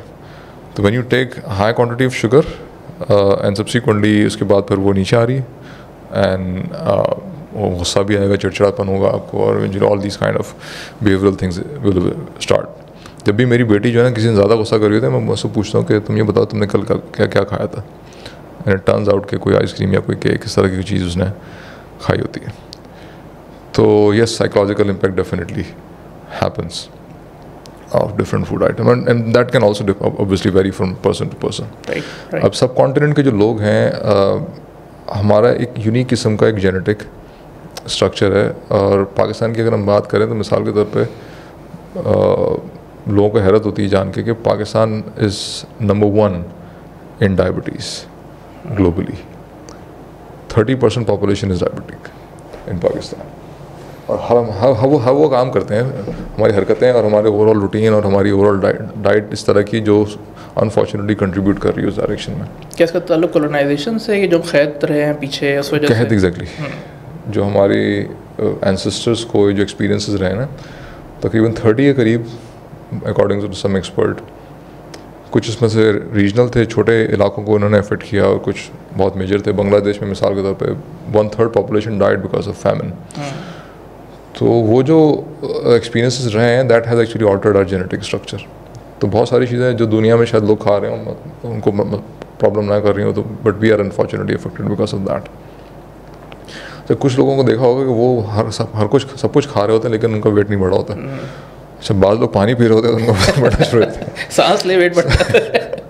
एग्जैक्टली। तो दैट डिपेंड्स कि आपकी जो जीन्स हैं वो what they are basically doing, कि जैसे ही उसको कार्ब्स नज़र आते हैं वो इमीडिएटली उसको फैट में कन्वर्ट करती हैं। ठीक है। तो दैट मीन्स कि इट इज़ एंटायरली पॉसिबल कि आपकी बॉडी जो है वो स्ट्रेस लेवल उसका ज़्यादा है शायद। ठीक है। आपका नर्वस सिस्टम रेगुलेटेड नहीं है, and subsequently cortisol plus genetic profile what they are doing कि कार्ब्स को इमीडिएटली और शुगर को इमीडिएटली उसको फैट में कन्वर्ट कर रहे हैं। तो अच्छा, फिर यहाँ पे स्ट्रेस का बहुत एक, मैं थोड़ी देर पहले मेंशन भी किया था कि अगर आपका स्ट्रेस लेवल ज़्यादा है तो आपको क्रेविंग ज़्यादा होगी। तो डाइट को ठीक करने के लिए स्ट्रेस को ठीक करना इज़ ऑल्सो वेरी इंपॉर्टेंट। तो स्ट्रेस रेगुलेशन में हम डिटेल में बात करेंगे किसी टाइम। ठीक है। तो अगर हम इसको समराइज़ करें डिस्कशन को और ये देखें कि अब एक्शनेबल स्टेप्स एक बंदे के लिए जो सुनने वाले हैं हमारे, कि किस तरह से, जैसे हमने जीन्स की भी बात की, ठीक है जी, हम इस पाकिस्तान की जो भी एक सर्टन कॉन्टेक्स्ट है, तो बंदा क्या कर सकता है अपने इस एरिया को इम्प्रूव करने के लिए? एक चीज़ तो सबसे पहले ये करेंगे, जो रिफाइंड चीज़ है ना, कोशिश करें कि वो हम कम से कम करें। शुगर तो बिल्कुल ही, शुगर इज़ टॉक्सिन। राइट। अब शुगर की अगर हम बात करें तो obesity of course, diabetes, cancer including cancer, it's a neurotoxin, inflammatory, इसका इफेक्ट होता है बॉडी के ऊपर। और फिर अगर आप वेट गेन कर रहे हैं तो उसके, अच्छा, ब्लड प्रेशर में लोग नमक से भागने की कोशिश करते हैं। Major culprit is sugar, refined sugar. नमक का शायद इतना इफेक्ट नहीं होता जितना शुगर का होता है वो लॉन्ग टर्म के अंदर। इंसुलिन रेजिस्टेंस और वो सारी चीज़ें इसमें आ जाती हैं। तो फिर इंसुलिन डायबिटीज़ में आ गया। अच्छा, डायबिटीज़ जो टाइप 1 टाइप 2 डायबिटीज़ के ऊपर मैंने डॉक्यूमेंट्री देखी तो उसमें ये बताया हुआ था कि जस्ट लाइक बाज़ लोग इंटॉलरेंट होते हैं, लैक्टोज इंटॉलरेंस है मिसाल के तौर पे आपको, कुछ लोगों को, तो just like that refined carbs की भी इंटॉलरेंस होती है, और उसको फिर आपने टाइप 1 डायबिटीज़ का नाम देके उसको। एंड अनफॉर्चुनेटली जिन कंट्रीज़, बाज़ कंट्रीज़ के अंदर मिसाल के तौर पे एक बच्चा है वो या कोई पेशेंट है वो एडमिट हुआ हॉस्पिटल में for type 1 diabetes, even hospitals are not even being careful, खिलाए जा रहे हैं उसको कार्ब्स दबा के, और इंसुलिन साथ में उसको दिए जा रहे हैं ताकि वो सिस्टम उसको एब्जॉर्ब करे। Why? Because there is a food pyramid, उसमें फूड पायरामिड सबसे इंपॉर्टेंट कार्ब्स हैं। ठीक है। तो एक अजीब व गरीब किस्म की जो है वो कैफियत वहाँ बन जाती है, और वो इवेंचुअली उस डॉक्यूमेंट्री के अंदर बताया कि कुछ लोगों ने आइडेंटिफाई किया कि असल मसला ये है कि we just need to remove carbs from our diet. तो इसमें चैलेंज लोगों के लिए ये आता है, अगर हम क्योंकि ज़्यादा प्रैक्टिकल सॉल्यूशंस की बात कर रहे हैं कि भाई इधर है जो सोशलाइज भी करना है हमने, बच्चों को घुमाना फिराना भी है, तो अगर लेट्स से खाना पड़ भी जाए इस तरह की चीज़ें या शुगर, तो क्या उसको न्यूट्रलाइज करने का, डिटॉक्सिफाई करने का भी कोई तरीका है जो उसको? Number 1 we need to avoid this. ठीक है, जितना हो सके उतना अवॉइड करें। उसको अवॉइड करना ज़रूरी है, बिकॉज एक चीज़ अगर जहर है आपके लिए तो वो आप जहर खाने से वो डिटॉक्सिफाई कर रहे हैं उसको, और अगर ले भी रहे हैं तो जैसे एज अ फॉर्मेलिटी बहुत ही आप छोटी सी क्वांटिटी में आप, ताकि सामने वाले को बुरा नहीं लगे। But primarily everybody should be considered enough कि एक शख्स के लिए एक चीज़, फॉर एग्जांपल डायबिटीज़ के लेवल के बारे में एक अंडरस्टैंडिंग बिल्डअप हो गई है, तो कोई मेहमान आपके घर में आता है जो डायबिटिक है तो आप उसकी चाय में आप चीनी नहीं डालते, ठीक है? तो we need to become more understanding in this sense culturally, कि जो इंटॉलरेंस लेवल्स हैं वो सिर्फ एक चीज़ के नहीं हैं, वो और भी चीज़ों के भी हैं। ठीक है, तो एक तो स्टेप ये होगा कि sugar, refined carbs, process food ये एलिमिनेट करें। That means to be eliminated. हाँ, फिर आप समझेंगे आपकी बॉडी की रिक्वायरमेंट क्या है। ठीक है। आपकी फिजिकल एक्टिविटी ज़्यादा है तो उसमें मे बी शायद कार्ब्स थोड़े से ज़्यादा, बट अगेन कार्ब्स कौन से वाले? इसके अंदर एक और इम्पॉर्टेंट डिटेल ये है कि बहुत सारे एक्सपर्ट्स आपको सिर्फ कैलोरीज के ऊपर फोकस करते हुए नजर आएंगे। ठीक है। और एक क्वांटिफाइबल वाला एस्पेक्ट है, क्वालिटेटिव वाला एस्पेक्ट नहीं होता कैलोरी। इसमें एक और चीज़ डिटेल ये है कि जो चीज़ आप ले रहे हैं उसमें फाइबर कंटेंट कितना है, because 2 different food items, same calorie content, but एक में फाइबर नहीं है, दूसरे में फाइबर है। ऑलराइट, दोनों का बॉडी के ऊपर जो इम्पैक्ट आएगा वो बहुत ज़मीन आसमान का फ़र्क होगा उसके अंदर। वाई? बिकॉज उसमें सॉरी मैं आपकी बात कर रहा हूँ, अक्सर एग्जाम्पल भाई आप कोका कोला पी रहे हैं, कोई कोल्ड ड्रिंक, उसकी भी कैलोरीज हैं, और आप सब्जी खा रहे हैं उसकी भी कैलोरीज की आप बात कर रहे थे, तो यानी कैलोरीज में भी देखना इंपॉर्टेंट है ना कि एक कैलोरी यानी कि कोका कोला की 100 कैलोरीज वर्सेस की सब्जी की 100 कैलोरीज में खाली क्वांटिटी नहीं होती बल्कि ज़मीन आसमान का फ़र्क होता है ना। सब्जी में न्यूट्रिशन भी, दूसरे न्यूट्रिशन भी है, वाइटामिन है, मिनरल्स हैं, पता नहीं क्या क्या, प्लस फाइबर। तो फाइबर जो है वो आपकी उस एब्जॉर्प्शन को स्लो कर देता है, ठीक है? और जो नेचुरल कुदरती चीज़ें ऑफ कोर्स उसमें जो स्पीड है वो आपके बॉडी की नेचुरल कैपेसिटी के हिसाब से अल्लाह ताला ने सेट की हुई है। बट अगर आप कोल्ड ड्रिंक पी रहे हैं, ठीक है, या फिर आप आइसक्रीम खा रहे हैं, तो इमीडिएटली जाके वो चीज़ हिट करती है आपके सिस्टम में, तो एक सिस्टम एक तरह से ओवरलोड वाली स्टेट में चला जाता है, ठीक है। तो दोनों का कोई कंपैरिजन नहीं है। तो ये जस्ट टू से कि हाँ भी वो देखें उसमें भी 300 कैलोरीज यहाँ पर भी हैं, 300 कैलोरीज यहाँ पर भी हैं, तो दोनों चीज़ बराबर है, तो ये बहुत ही बड़ा मिसकंसेप्शन है अनफॉर्चुनेटली जो फैला हुआ है। तो we need to get out of this. तो कैलोरीज ना ही देखे तो बेहतर है इनफैक्ट। ठीक है। बाद लोग तो मैंने यहाँ तक भी देखा कहते हैं कैलोरीज इज अ स्कैम, ताकि बंदा जो है वो खाली इन टर्म्स ऑफ क्वांटिटी चीज़ों को देख रहा है, क्वालिटेटिवली ना एनालाइज। एग्जैक्टली, तो वो ऐसा ही कुछ मामला है इसका। ठीक है, सही है। So again moving towards the healthier food options, और जो रिफाइंड कार्ब्स हैं, प्रोसेस्ड फूड है, शुगर है, इवन ऑयल जो हम आजकल कंज्यूम कर रहे हैं, उसमें भी we have to be very careful, उसको लिमिट करें। ठीक है, व्हाट एल्स अगर हम बात करें इस हवाले से, या फिर हम अगली नीड पे मूव करें? हाँ नहीं, ऑफ कोर्स उसमें आप किसी न्यूट्रिशनिस्ट को बुलाएंगे तो वो बहुत सारी डिटेल बताएगा ऑब्वियसली किस बीमारी के हिसाब से क्या कौन सी चीज़ ज़्यादा ज़रूरी है। उसमें मिसाल के तौर पे कोई जिम जा रहा है तो उसको ऑब्वियसली प्रोटीन ज़्यादा लेने की ज़रूरत है, बट जिम में भी अब क्या करें एग्जैक्टली। तो अगर आप मसल्स पे काम करें तो यू नीड टू, तो depending upon what kind of work you are doing, दिमागी काम ज़्यादा है तो आपकी न्यूट्रिशन रिक्वायरमेंट डिफरेंट हो जाएगी। तो इन सारी चीज़ों को सामने रखते हुए one has to be aware कि उसने क्या खाना है। ठीक है, सही है। तो हम अगली नीड पे अगर मूव करें, विच इज़ अबाउट प्राइवेसी, जो हमारी फिजियोलॉजिकल नीड्स में आती है जी, उसको थोड़ा सा अगर पहले तो एक्सपेंड कर दें और फिर इस वाले से प्राइवेसी। वो जो हज़रत आदम अलैहिस्सलाम का जो उनका सारा किस्सा है, वहीं से अगर बात शुरू करें ना, बिल्कुल बेसिक, तो जब वो उन्होंने कोई चीज़ खाई और इवेंचुअली दे बिकेम कॉन्शियस, वो अपने आप को छुपाना होना शुरू कर दिया, तो वहाँ से आपको पता चलता है कि we have this basic fundamental need जिसके अंदर we are not actually exposing ourselves physically to other people. ठीक है, उसके अलावा फिर बहुत सारी चीज़ें हम दूसरों से छुपा रहे होते हैं, कीपिंग इन व्यू के सामने वाला उसको मिसयूज़ ना कर ले। हर बात हर बंदे के सामने करने वाली नहीं होती, और जिस टाइम पे और सिचुएशन भी नहीं होती। ऑफ कोर्स हो सकता है कि बंदा जो आपके साथ है उसके साथ आप कोई बात शेयर डेफिनेटली करते हो, लेकिन हो सकता है कि मैं बेगम के साथ अपने कहीं बाज़ार में घूम रहा हूँ, किसी पब्लिक प्लेस में हूँ, तो I can not talk about lots of staff. तो उसमें ऑफ कोर्स कल्चरल फैक्टर्स भी इसमें आ जाते हैं, और रिलीजियस फैक्टर्स भी हैं ऑफ कोर्स, क्योंकि अल्लाह ताला भी हमसे कुछ चीज़ों को सर्टेन तरीके से लेके चलने की बात कर रहा है। ठीक है, तो वो एक नीड हमारी यहाँ एग्जिस्ट कर रही है। अच्छा, इसके अंदर एक चीज़ अगर हम एक्सपैंड करें कि ऑफन टाइम हमें लग रहा होता है कि हम बेसिकली प्राइवेसी चाह रहे हैं, बट हमारी कुछ मतलब what we are trying to do is to isolate from ourselves from people unnecessarily. Why? Because हमारा जो लोगों के साथ जो अटैचमेंट का जो मामला है वो थोड़ा सा डिस्टर्ब हुआ है। तो जो अटैचमेंट थ्योरी के हिसाब से हम देखें ना, तो एक there is an anxious avoidant attachment style. तो अगर आपको लोगों से घबराहट हो रही है बिकॉज आपके एक्सपीरियंसेस ठीक नहीं रहे लोगों के साथ, या फिर आपके अपब्रिंगिंग के प्रोसेस के अंदर जिन लोगों के साथ इंटरेक्शन हुई थी वो कुछ मामला ठीक नहीं रहा, और इवेंचुअली आपने you try to avoid other people, और आपको लग रहा है कि आप बेसिकली इंट्रोवर्ट है, यू नॉट एन इंट्रोवर्ट, आपका अटैचमेंट इशूज़ कुछ डेवलप हो गए बेस्ड ऑन एक्सपीरियंसेस, तो पीपल माइट अज्यूम कि आपको शायद प्राइवेसी चाहिए, जबकि मसला avoidant attachment style, there might be some trauma that might be आप कंफ्यूज कर रहे हो किसी दूसरी नीड को उसके साथ। राइट। अच्छा, इंट्रोवर्ट जो होते हैं दे आर, उनकी नीड कुछ और होती है बेसिकली। ठीक है, उनकी नीड ये होती है कि नेचुरली इवन जेनेटिकली, एक सूजन किन की किताब है उसमें उसके साइंटिस्टों को कोट करिए कि वो even when they are born, when a child is born, even उस वक्त आप जज कर सकते हैं ये इंट्रोवर्ट है कि एक्सट्रोवर्ट। ठीक है, और उस वक्त होता है कि एक्सटर्नल स्टिमुलाई के ऊपर एक बच्चा कितना रिएक्ट कर रहा है। जो एक्सट्रोवर्ट्स हैं वो इतना ज़्यादा सेंसिटिव नहीं होते, जो इंट्रोवर्ट्स हैं वो ज़्यादा सेंसिटिव होता है। मीन्स कि somehow they are taking more information. ठीक है, और वो ज़्यादा ओवरलोडेड हो जाते हैं बहुत क्विकली। ख़ासतौर पे अगर सोशल इंटरेक्शन हो रही है आपके आसपास, तो वो सोशल लोगों की बॉडी लैंग्वेज और वो लोगों के बिहेवियर्स, तो you are basically taking a lot more information as compare to that individual जो एक्सट्रोवर्ट है। तो अब वहाँ पर इंट्रोवर्ट्स का जो एनर्जी लेवल है वो ज़्यादा जल्दी गिर जाता है सोशल इंटरेक्शन में। एक्सट्रोवर्ट्स का रादर एक्सट्रोवर्ट्स वो एनर्जी गेन करते हैं। मैं कहता हूँ ना कि अगर किसी एक्सट्रोवर्ट को सज़ा देनी है इसको अकेले बिठा दो, और इंट्रोवर्ट को सज़ा देनी है इसको लोगों में बिठा दो। एग्जैक्टली।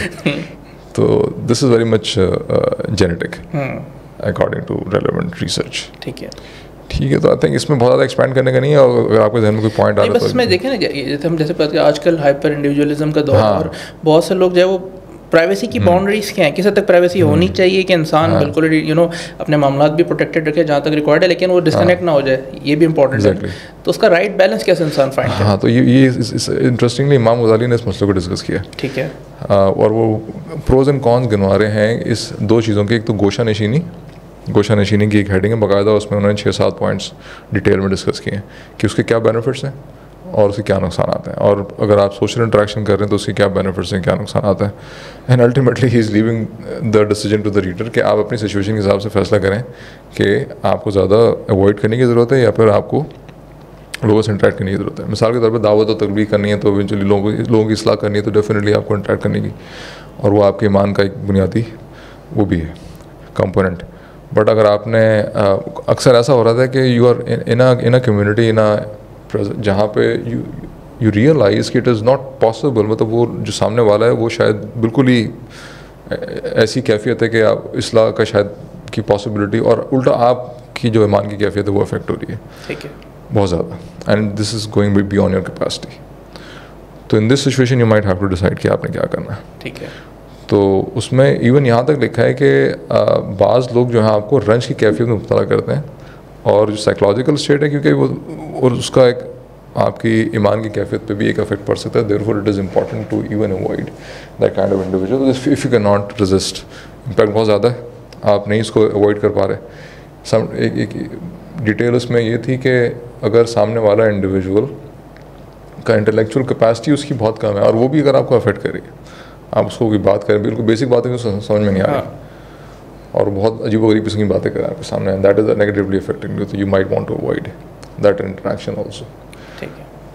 तो but again depending upon person to person, तो हर बंदा खुद असेस करे। और इसमें इंपॉर्टेंट बात ये भी है कि आप ये देखें कि हर बंदे को अपना अटैचमेंट स्टाइल पता है या नहीं है, राइट। सो जो देखने वाले हैं वो चाहे तो उस पर पढ़ सकते हैं अटैचमेंट स्टाइल्स, 4 तरह के जनरली अटैचमेंट स्टाइल्स होते हैं, असेसमेंट्स भी इस पर अवेलेबल हैं, तो आप देखें ताकि आप उस वाले से गलतफहमी का शिकार ना हो। अटैचमेंट स्टाइल्स भी हैं, फिर आपकी समटाइम सोशल इंटरेक्शन से कुछ आपकी चोटें अगर लगी हुई हैं तो you might want to spend some time alone in order to heal from those wounds that you have. ठीक है, तो वो that depends on the person. Perfect, okay जी। सो मूविंग ऑन, अगली जो हमारी नीड यहाँ पे लिखी हुई है फिजियोलॉजिकल नीड्स में सिक्योरिटी की नीड्स हैं। हाँ, अब सिक्योरिटी ऑफ कोर्स उसके अंदर जो मतलब इंसान फील सिक्योर जब उसकी बुनियादी नीड्स पूरी हो रही हैं। ठीक है, कि सामने कोई ऐसा जब ऑब्वियस थ्रेट उसको नज़र नहीं आ रहा। मिसाल के तौर पे अगर यहाँ पर ऑक्सीजन लेवल कम होना शुरू हो जाता है तो हमारा nervous system immediately panic mode में जाएगा। ठीक है, खाना अगर अवेलेबल नहीं है आपको बहुत लंबे अरसे तक, तो आपका सिस्टम, तो जब भी आपकी बुनियादी नीड एक सर्टेन लिमिट तक पूरी नहीं हो पा रही और आपको उस नीड को क्या कहते हैं अवॉइड करने की कोई बहुत अच्छी वजह भी नहीं है आपके पास। मिसाल के तौर पे आप रोज़ा रखते हैं, आपने नीड अवॉइड की हुई है फॉर अ पर्पस, बट ऐसी कोई कैफियत नहीं है, तो आपका सिस्टम जो है वो थ्रेट लेवल एक सेंस करना शुरू कर देता है। तो it could B temperature, even sometime ऐसा भी होता है कि आपको फिज़िकली मूव करने की ज़रूरत है बट आप पूरा दिन बैठे हुए हैं घर में ऐसे सुकून से टीवी के आगे, यानी your body needs to move. ऐसे मूवमेंट में हम थोड़ा और डिटेल में एक्सपैंड करेंगे उसको कि मूवमेंट इज़ ऑल्सो नीड, और अगर हम उस नीड को भी पूरा नहीं कर रहे तो your stress level is not going to go down, it is going to go up. तो whenever stress level goes up तो your body is basically sensing कि समथिंग इज़ नॉट ओके। ठीक है, तो आपका जो नर्वस सिस्टम है उसमें 2 साइड्स हैं, एक को कहते हैं आप sympathetic side and the other one is parasympathetic. Parasympathetic is active when you are calm and सब सारे मामला आपके ठीक चल रहे हैं, एवरीथिंग इज यू सेंसिंग कि एवरीथिंग इज़ ओके। और आपकी जो सिंपैथेटिक साइड है वो फाइट एंड फ्लाइट, जब there is some perception there is a threat around and subsequently you start reacting. तो दोनों केसेस के अंदर आपका जो फिजियोलॉजिकल रिस्पॉन्स है उसको डील करने का, मिसाल के तौर पर कॉर्टिसोल लेवल गोज अप, उसका मकसद ये होता है कि जो बॉडी में एनर्जी लेवल्स हैं कार्ब्स की फॉर्म में, मिसाल के शुगर की फॉर्म में, sugar is used to create that fight and flight response. तो फिर इवेंचुअली अगर आप कोई security you are sensing some kind of a threat, कोई भी नीड आपकी फुलफिल नहीं हो रही, तो your body will go into that sympathetic dominance या sympathovagal dominance technically speaking, and your cortisol level is up eventually. तो फिर इसके ऑब्वियसली 2 तरीके हैं, या तो आप उस नीड को फुलफिल करें ऑब्वियसली, या फिर आप ये रियलाइज़ करें कि is there a purpose in avoiding. For example अगर किसी नेचुरल सर्कमस्टांसिस की वजह से भी वो नीड फुलफिल नहीं हो पा रही, खाना अवेलेबल नहीं, मिसाल के तौर पे आप घूम रहे हैं इधर से and you are not able to find food, तो मतलब इस्लाम ने बड़ा अच्छा एक हमें फ्रेमवर्क दे दिया कि अगर आप सब्र कर रहे हैं, ठीक है, तो आप अल्लाह ताला से ताल्लुक़ आप, तो your deprivation can become a source of connection with Allah सुब्हानहू व तआला if that deprivation is because of unavoidable circumstances.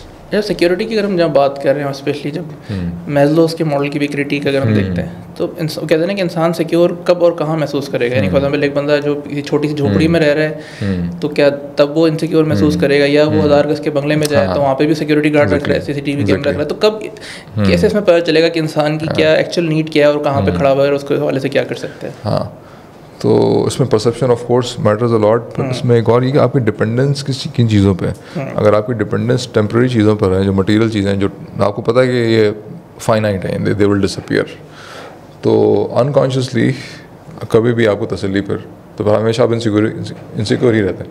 कुछ अमीर आदमी होता है ना, तो वो अब he has a lot to lose in this sense, बहुत सारी चीज़ें जमा कर ली which are finite and they can get destroyed. अब वो इंश्योरेंस भी करवा रहा है चीज़ों की, और वो सिक्योरिटी गार्ड्स भी रखे हुए हैं, why because those things can actually, अब you are basically feeling insecure because in that state कि आपने अपने आप को अटैच कर लिया उन चीज़ों के साथ, एंड यू आर अज्यूमिंग के somehow my level of self-respect and my sense of identity is dependent upon the presence of all of these things. तो और वो चीज़ अगर नहीं है तो फिर you are feeling inferior in this sense, तो ऑफ कोर्स फिर आपको सेंस ऑफ सिक्योरिटी फिर आपको नहीं आता इन दैट सेंस। सो इसके लिए क्या हमें अपना स्पिरिचुअल डायमेंशन और other than relying on these things we should rely on Allah, is it going to solve the problem and fulfil the need? Exactly, तो अल्टीमेटली फिर आपका फिर मसला फिर वहीं से हल होगा, राइट? क्योंकि वो व्हेन यू रियलाइज कि एवरीथिंग इज टेम्पररी, तो फिर आपको कोई परमानेंट चीज़ चाहिए होती है। ठीक है, सही है। तो परमानेंट कोई और दूसरी चीज़ मिलती नहीं है इंसान को सिवाय इस चीज़ के, या तो अल्लाह ताला की ज़ात है और उसकी अपनी एक मतलब वो side of your personality that is connecting with Allah सुब्हानहू व तआला, जो व्हेन यू डाई तो वो साइड जो है वो आपकी कंटिन्यू करेगी इवन आफ्टर डेथ। सही। सो हमने 3 बातें अभी तक की ना। एक पहली बात है कि अगर तो कोई और नीड पूरी नहीं हो रही, फॉर एग्जाम्पल खाने पीने का मसला कुछ और है, आइदर उस नीड को इंसान पूरा कर ले, किसी वजह से वो नीड पूरी नहीं हो सकती तो उसका कोई पर्पस हो, तब वो मसला सॉल्व हो सकता है। रमज़ान में हम भूखे रहते हैं, या फिर और तीसरा ये कि instead of relying on materialistic चीज़ें ना, कि उससे हम सिक्योर फील करें, रादर हम द स्पिरिचुअल साइड पर फोकस करें और अल्लाह के ऊपर रिलाई करें। एग्जैक्टली, कॉन्सेप्चुअल एक आपकी अंडरस्टैंडिंग चीज़ों की अगर आपकी ठीक है तो सब्सिक्वेंटली फिर आप एक सेंस ऑफ सिक्योरिटी, फिर आपको फिर एक इंटरनल, फिर उसमें कुछ ट्रॉमास भी आपको अफेक्ट कर सकते हैं कि अगर खुदा ना खास्ता किसी को चोट लगी हुई है तो आप ज़्यादा इनसिक्योर फील करेंगे कि कुछ दोबारा से कोई चोट ना लग जाए उस चोट के ऊपर, तो आपके childhood traumas eventually can make you feel insecure, right? एक इसमें इंडस्ट्रियल ऑब्जर्वेशन है, कुछ एंथ्रोपोलॉजिस्ट हैं, जेरेड डायमंड मिसाल के तौर पर, एक उसने भी इस पर बात की है, गोबर मार्टे ने भी इस पर बात की है, और एक दो जगह और भी मैं पढ़ा था कि जो ट्रेडिशनल सोसाइटीज़ होती हैं ना, जितना ज़्यादा ट्रेडिशनल की तरफ जाएँ, जितना ज़्यादा प्रिमिटिव की तरफ जाएँ, जंगल में जो बेचारे बैठे हुए हैं झोपड़ियाँ लगा के, ऑल्दो कि अपैरेंटली आपको लग रहा है कि बड़े प्रिमिटिव किस्म के हैं, but when you go and study them तो बड़ी वाइज किस्म की चीज़ें आपको चीज़ों को सीखने को मिलती हैं। मिसाल के तौर पे बच्चों को माएँ अपनी बॉडी के साथ अटैच करके रखती हैं, बांध के रखती हैं बाकायदा, and they have this understanding कि जब बच्चा इस स्टेट में होता है, माँ के साथ अटैच रहता है, तो वो sense of security remains with the child for the rest of his life. कि बच्चे की नीड ये भी है कि वो अलग होकर घूमे फिरे, एक्सप्लोर करे चीज़ें, तो ऑफ कोर्स वो खुद से भी बच्चा रेजिस्ट करना शुरू कर देता है इवेंचुअली, जैसे ही उसे चलना फिरना आता है 2-3 साल की एज के बाद, तो वो खुद ही कोशिश करता है इधर। सही। But mother is always available for at least 7-8 years. कुछ बच्चे को चोट लग रही है तो इवेंचुअली माँ के पास ही आएगा, मदर या फिर मदरली फिगर, ग्रैंड मदर्स मिसाल के तौर पर, या फिर दूसरी आंट्स वगैरह हैं। तो कॉन्सेप्ट है it takes a village to raise a child. तो जब बच्चे को चोट लग रही है, बच्चा खौफजदा है, तो there is somebody there, especially उस फेज़ ऑफ लाइफ के अंदर जब बच्चा डिपेंडेंट है दूसरों के ऊपर और उसको सेंस नहीं है कि मैं सही और गलत की तमीज़ कर सकूं। तो जेरेड डायमंड ये लिख रहा था कि अगर मतलब he used to travel to these places, और वहाँ पे जाके वो रिसर्च पर्पस के लिए जंगलों में घूमता था, तो वो रिक्वेस्ट करता था उन ट्राइब्स के पास जाके कि कोई गाइड मेरे साथ कर दें ताकि मैं जंगल में इधर उधर भटक न जाऊँ। तो the guide used to be 13-14 साल का बच्चा, एंड ही वुड से कि दैट 13-14 साल का बच्चा would be so confident with very deep sense of security, fully independent, and he would know कि मुझे किस तरह सर्वाइव करना है इस हॉस्टाइल एनवायरनमेंट के अंदर। बट अगर मैं न्यूयॉर्क आके किसी 14-15 साल के बच्चे से ये एक्सपेक्ट करूं कि मुझे न्यूयॉर्क का एक टूर दे दे, तो वो सीधे हाथ पांव फूल जाएंगे, they will not be able to do that. और मेरे ख्याल में वो जो 13 उसको वो शायद बच्चा भी ना समझे, उसको तो वो एडल्ट ही शायद समझ रहे हो। हाँ। 13-14 काम कहाँ पर? जंगल में? जी जंगल। हाँ एग्जैक्टली। तो 13-14 साल का बच्चा is fully mature, but unfortunately अच्छा, क्योंकि न्यूयॉर्क के अंदर या वेस्टर्न वर्ल्ड के अंदर व्हाट हैपन्स कि बच्चे को माँ के साथ बहुत अर्ली स्टेज में डिटैच कर देते हैं। बच्चा अलग कमरे में सो रहा है, तो जो सेंस ऑफ सिक्योरिटी बच्चे का ना वो डेवलप नहीं पाता इवेंचुअली। ठीक है। सो द पॉइंट इज़ कि अब वो बच्चा बड़ा हो गया, अब क्या कहते हैं ना, अब प्रैक्टिकली कि ये डायमेंशन भी है। प्लस जो दूसरी हमने बात की ना कि जो फाइट फ्लाइट फ्रीज या फोन, उसमें अगर वो स्टक है तो व्हाट टू डू टू, उसका फिर एक शॉर्ट रिस्पॉन्स ये है कि वो जो इनसिक्योरिटीज़ हैं, वो एक्सपीरियंसेस हैं, they are there in your somewhere in the background. A part of your being instinctual side, अगर हम उस टेबल को रेफर करें, तो is sensing reality in context of that experience. तो अब उसमें फिर करना ही होता है कि जो आपकी मॉरल लीडरशिप साइड होती है, वो it has to reach to that part, और उसके साथ एक ताल्लुक बना के it has to help that part re experience reality and change its perception. ठीक है। और ये मुश्किल काम है ऑफ कोर्स, थेरेपिस्ट वगैरह की शायद आपको हेल्प इसमें पड़ जाए। तो अब ये कैसे होता है, ऑफ कोर्स ये तो मैं बहुत क्विकली मैंने एक्सप्लेन कर दिया, बट व्हाट हैपन्स कि आप उस पार्ट तक जाते हैं जो अनकॉन्शियसली उस प्रेजेंट रियलिटी को उस पास के कॉन्टेक्स्ट में एक्सपीरियंस कर रहा है, और उस पास की जो परसेप्शन आपने बिल्ड की है, क्योंकि बच्चा है, हेल्पलेस है, उसको बहुत सारे चैलेंजेस को हैंडल नहीं कर सकता, तो उस वक्त जो खौफ की जो कैफियत है आपकी, वो ऑफ कोर्स कुछ और है। But when you are like 20-30 years old, बहुत सारे चैलेंजेस अब आप हैंडल कर सकते हैं। तो you have to bring that part out and engage with your conscious part, ताकि उस अनकॉन्शियस पार्ट का जो कॉन्फिडेंस लेवल है उस लेवल पर आ जाए। तो अब that's obviously very very difficult process to do. Right. तो उसमें हो सकता है लोगों को एक्सटर्नल हेल्प की ज़रूरत ऑफ कोर्स पड़ जाती है। और साथ में ख्याल में जो ब्रेथ वर्क अगर वो करते हैं तो अपने आप को काम डाउन करना, नर्वस सिस्टम को रेगुलेट करना, आई थिंक वो सारी चीज़ें ऑफ कोर्स हेल्प करेंगे। बट ऑफन टाइम ये होता है कि आप ब्रेथ वर्क कर रहे होते हैं और वो तो आपने पहले शैलो ब्रीदिंग के तरीके के जरिए सप्रेस किया हुआ है, जैसे डीप ब्रीदिंग करते हैं तो सारा जो फियर है आपका फियर एकदम से बाहर आता है, तो वो ऑफन टाइम लोगों को ज़्यादा मुश्किल भी होती है। ठीक, सही है। तो okay, so moving on to the next. इसमें क्विकली एक समराइज कर लें कि एक तो एक्चुअल थ्रेट है, ठीक है, और ऑफन टाइम थ्रेट एक्चुअल नहीं होता है, बेस्ड ऑन परसेप्शन। और अगर आपके पास में कोई इंसिडेंट ऐसा रहा है कि जो बहुत अनप्रेजेंट था, जिसने आपको बहुत शॉक में मुब्तला कर दिया, तो और उसने उस इंसिडेंट को अगर आप डाइजेस्ट नहीं कर पाए, तो उसका impact will keep you in that state unconsciously. मतलब जब भी कोई ऐसी चीज़ होगी stimuli that will remind you of that incident, तो unconsciously immediately you will not react to the present moment, you will react to the past. हो सकता है कोई ऐसा इंडिविजुअल नज़र आ जाए जो किसी पास में आपने किसी इंडिविजुअल के साथ कोई नेगेटिव एक्सपीरियंस आपको रहा है, तो आप उस इंडिविजुअल के साथ एक नेगेटिव रिएक्ट कर जाएंगे एंड यू माइट रियलाइज़ कि यार ये मैंने क्या किया। इवन ऑफन टाइम बच्चों पे आप रिएक्ट कर जाते हैं, बिकॉज पास्ट में आपके साथ बच्चों की उस हरकत के ऊपर आपकी फैटी लगी होती है, बच्चा वही हरकत कर रहा होता है एंड आप उस इंसिडेंट में आप चले जाते हैं। Eventually now you are reacting why, because that this child is making you go back to that incident जहाँ पे you actually felt very scared. And तो और आपको इफ़ यू नॉट अवेयर कि वो रिएक्शन कहाँ से आ रहा है, तो आपको ये फील होता है कि सामने जो बच्चा या कोई इंसान या जो भी, ही और she is responsible for making me feel this way, तो आप उस पर अटैक करना शुरू कर देते हैं। हालांकि वो इंसान या वो situation is only reminding you of something that happened in the past. Right. सही। तो अब that is Y actual threat को और परसीव थ्रेट को आइडेंटिफाई करना इज़ वेरी क्रिटिकल। युंग तो यहाँ तक कह रहे हैं कि सारे जो कॉन्फ्लिक्ट दुनिया में होते हैं उसकी बुनियादी वजह ये है कि लोग जो है प्रोजेक्ट कर रहे होते हैं अपने पास्ट को, और समटाइम पूरी सोसाइटीज़ प्रोजेक्ट करना शुरू कर देती हैं। एथनिक कॉन्फ्लिक्ट स्टार्ट हो रहे हैं, सेक्टेरियन कॉन्फ्लिक्ट्स हो रहे हैं, तो सबके सब अपने शेडोज़ को या अपने पास्ट को, अपने अनकॉन्शियस को प्रोजेक्ट कर रहे हैं किसी। अब जो फ़लस्तीन का मसला है उसके अंदर भी, तो वो जो उनका पास्ट एक्सपीरियंस है किसी और के साथ है, वो they are probably projecting that on another group, और वो एक कियोस्क क्रिएट हुआ वहाँ पर। सो ट्रॉमा ड्रिवन है वो काफ़ी सारी चीज़ें उसमें।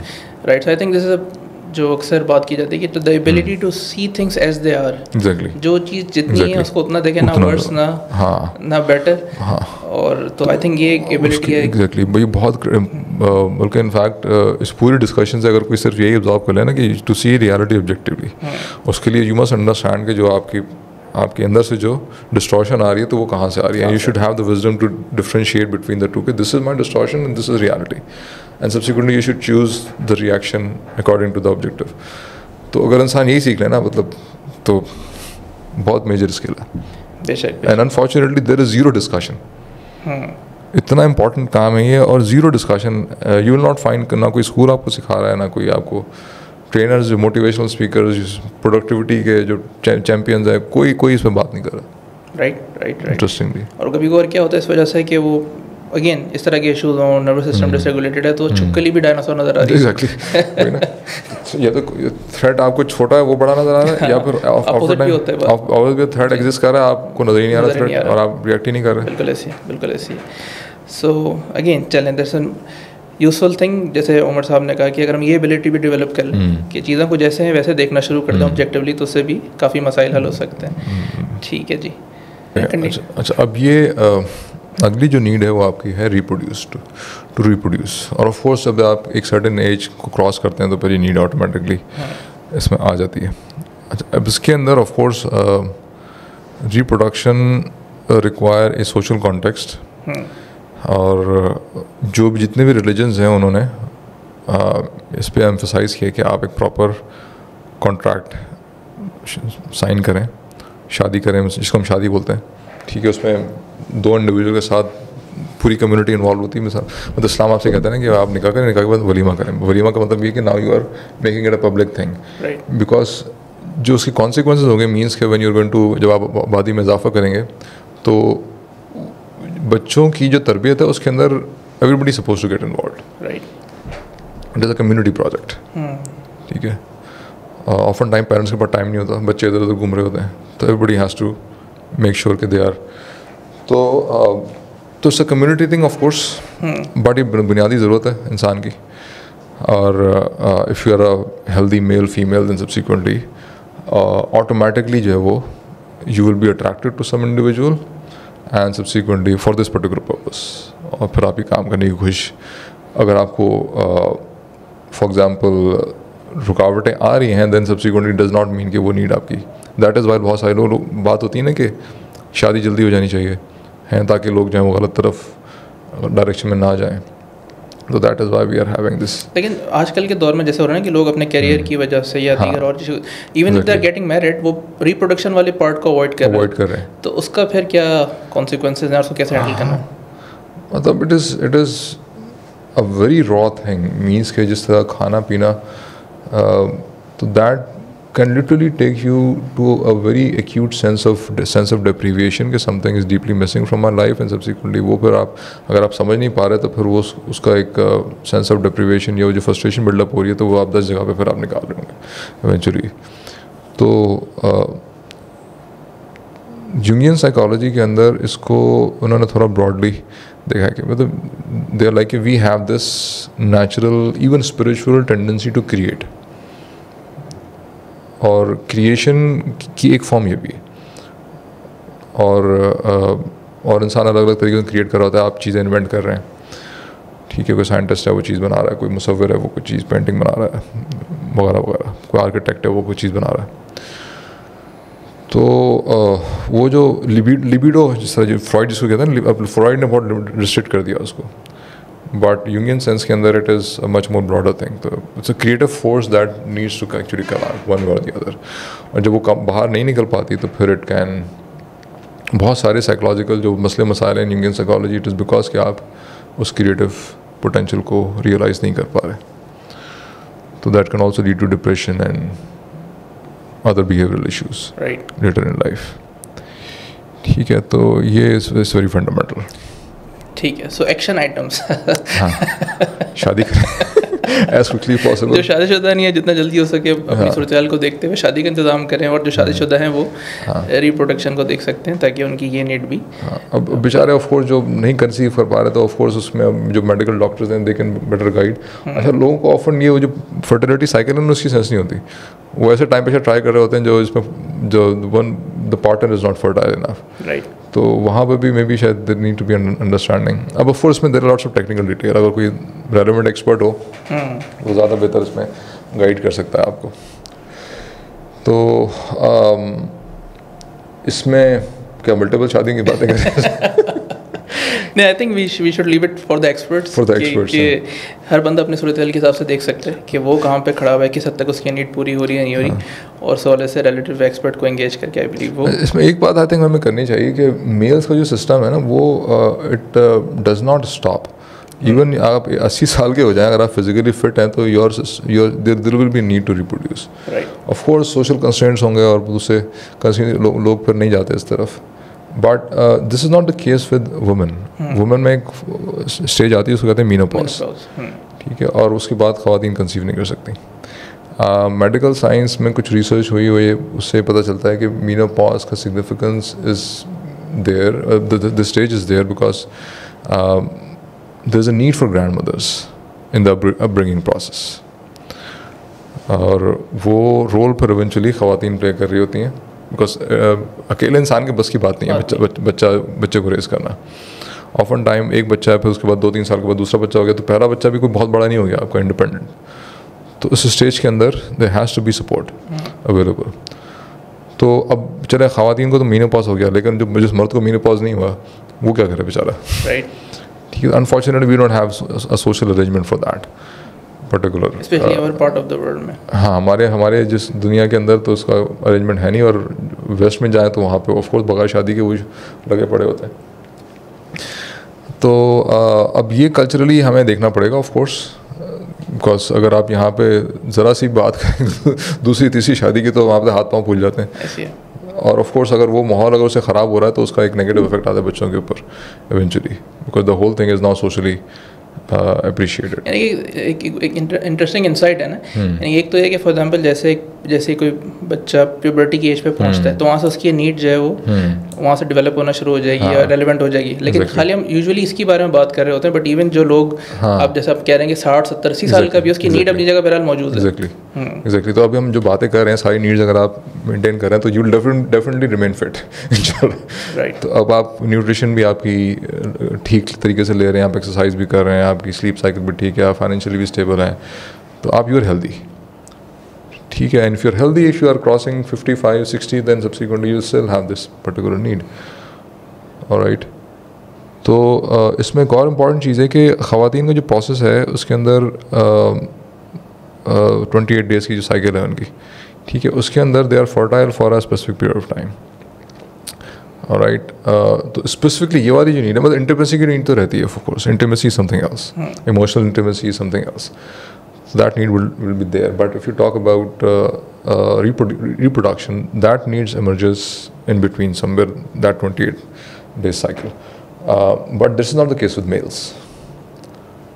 Males की नीड तो रोज़ाना डेली बेसिस के ऊपर भी emerge हो सकती है. If you are not fatigued, you're not exhausted, you're feeling okay, so this can literally happen on daily basis. तो अब एक मेल है उसकी डेली बेसिस पे आ रही है, ख़वातीन जो बेबी है उसकी क्या कहते हैं महीने में 3-4 days is active on that level, तो फिर what the husband should do in the rest of the, ख़ास तौर पे if the begum is going through, of course अगर आपके पास possibility नहीं है तो obviously you remain patient and you don't do anything which is illegitimate, तो सब majority ये कर रहे होते हैं, but then the pressure is there and that can definitely put you into some kind of stress also. Right, ठीक है। तो अगर the more conscious you are कि आप क्या कर रहे हैं, किस नीड को आप मैनेज कर रहे हैं इस टाइम पे, तो the better it would be for you. जो हम ये भी बात करते हैं ना कि नीड का पूरा होना जरूरी नहीं, नीड की अवेयरनेस होना जरूरी है। Exactly, that's what I am trying to say, you should be aware at least, otherwise वो एक डिस्टर्बेंस होगी, आपको समझ में नहीं आ रहा होगा कि क्या चीज़ है और आप उसको सप्रेस कर रहे होंगे, why because you are busy और आप नोटिस नहीं कर पाए उसको। तो ये तो चीज़ शायद ज़्यादा नोटिस में आ जाती है प्रॉब्ली डिपेंड, बट अगर लेट्स सपोज नोटिस नहीं कर पाया आप उसको, then you can definitely feel irritated और गुस्सा फिर आप अननेसेसरी लोगों पे उसका निकाल सकते हैं. तो at least you should be aware. Right. So next is rest. अच्छा, वैसे अभी तक जितनी हमने नीड्स का जिक्र किया, चाहे वो एयर का है, न्यूट्रिएंट्स का है एंड प्राइवेसी सिक्योरिटी, इसको हम ज़्यादातर इंस्टिंक्चुअल पार्ट से लिंक कर रहे हैं या हाँ, ये सारी इंस्टिंक्चुअल आपके सिक्योरिटी वाले, बिलीव डिफेंस वाले पार्ट से. सिक्योरिटी भी एक तरह से इंस्टिंक्चुअल नीड ही है आपकी, बिकॉज ऑटोमेटिकली थ्रेट को देख के आपका सिस्टम रिएक्ट करता है. ठीक है, तो उसमें जो इंस्टिंक्ट और डिफेंस वाला पार्ट था हमारा, वो दोनों उसमें रिलेवेंट है. जी, ठीक है. अच्छा, अब आ जाते हैं रेस्ट पे. हाँ, रेस्टिंग इज मतलब आप इज़ वेरी ऑब्वियस, मतलब आप थके हुए हैं तो आपको थोड़ा टाइम चाहिए ऑफ कोर्स चीज़ों को सेटल डाउन करने के लिए. Often time we again ignore, आपकी बॉडी अक्सर आपसे डिमांड कर रही होती है कि आपको now you need to sit down and relax. ठीक है. अच्छा, उसमें फिजिकल रिलैक्सेशन की बात अलग है एंड जो मेंटल आप योर नर्वस सिस्टम की जो रिलैक्सेशन है दैट इज़ डिफरेंट. और काफ़ी हद तक this also connect with the process of homeostasis. I think we can also दोनों को एक साथ डिस्कस कर सकते हैं. ठीक है, सही है. कि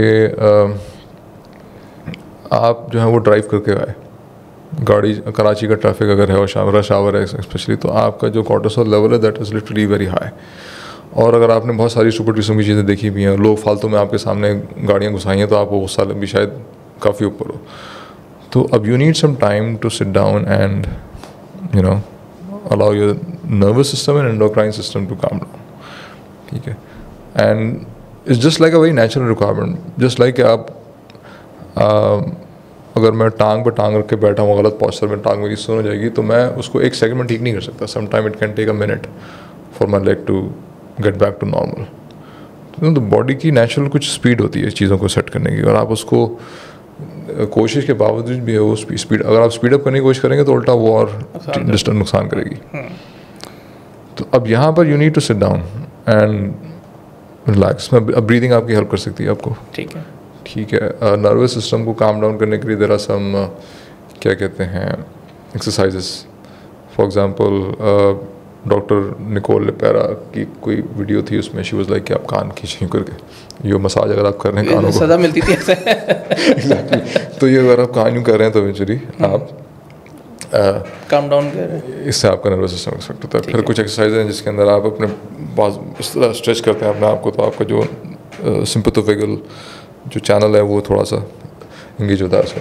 तो there are different techniques. Right. लेकिन चैलेंज ये आता है ना कि जैसे जो मॉडर्न लाइफस्टाइल है, अब जैसे कहा कि बंदा ट्रैफिक में जाके ऑफिस पहुंचता है, तो अब उसको थोड़ा टाइम चाहिए चीज़ को प्रोसेस करने के लिए ना काम. लेकिन पता चला भाई मीटिंग है, बॉस बुला रहा है, और फौरन वो काम में लग जाता है. हाँ. तो उस वजह से फिर प्रॉब्लम्स आते हैं. एग्जैक्टली. तो वो अनफॉर्चुनेटली हमारा जो ओवरऑल लाइफस्टाइल है उसके अंदर वी आर सो अनअवेयर, कोई भी एक दूसरे की इस तरह की चीज़ का ख्याल नहीं रख रहा.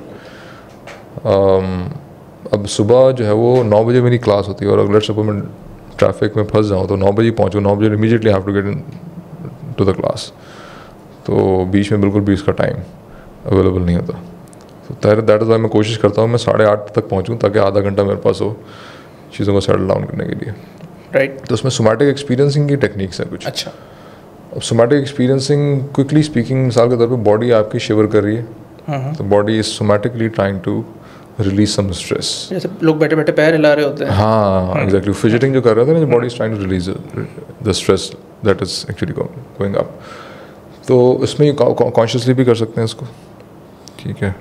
फॉर एग्जांपल यू कैन, एक मैंने बेगम को एक्सरसाइज बताई कि she was feeling very disturb because of something, some sad, मतलब कोई किसी ने कोई गलत बात कर दी and she was getting very angry at that. तो मैंने कहा why don't you do one thing, you exhale and you squeeze your muscles like this for 5 seconds.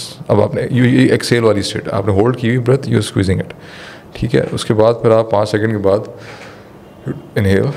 ठीक है. और लेफ्ट राइट देखेंगे करके, आगे पीछे करके. तो इस कॉल EMDR. आपकी जो आई मूवमेंट है वो भी उसका नर्वस सिस्टम के परफेक्ट होता है, because when you are fight and flight mode में, तो आपका आंखें जो हैं वो फोकस कर रही होती हैं कि स्पेसिफिक टारगेट के ऊपर. ठीक है. ठीक है. But you if you are looking here and there, you noticing कि पूरा जो माहौल है वो उसमें क्या क्या चीज़ें हैं, तो it is giving a signal कि fine there is nothing specific dangerous here and you can actually do some exploration. Right. ठीक है. तो आप आंखें मूवमेंट इधर उधर करें, फिर eventually you also can breathe slowly 3-4 दफ़ा, और उसके बाद फिर ये साइकिल रिपीट करें. एक्सेल करें, squeeze your muscle few times, for few seconds, और उसके बाद फिर अगेन स्क्वीज योर मसल्स। आप किन मसल्स की बात करें? हाथों? हाँ एग्जैक्टली, इस तरह हाथों को करें, ठीक है। तो she did this for like 3-4 times and she slept. सो गई वो, क्योंकि मम्मी नींद होती कि मेरी घंटे से वो करवटें बदल रही थी, नींद नहीं आ रही थी, एंड शी स्लेप्ट। तो खैर उसने कई दफ़ा बाद में दोबारा किया, एंड शी सेड कि बड़ी अच्छी एक्सरसाइज बताई तुमने। मैंने कहा बस थैंक्स टू क्या नाम है उस बंदे का, पीटर लेविन। पीटर लेविन ने काफ़ी काम किया इसके ऊपर, राइट। तो सोमैटिक इंटरवेंशंस इंसान सीख सकते हैं उसके ऊपर। तो पीटर लेविन की बहुत सारी वीडियोस अवेलेबल हैं यूट्यूब पे, ठीक है, वो देखी जा सकती हैं।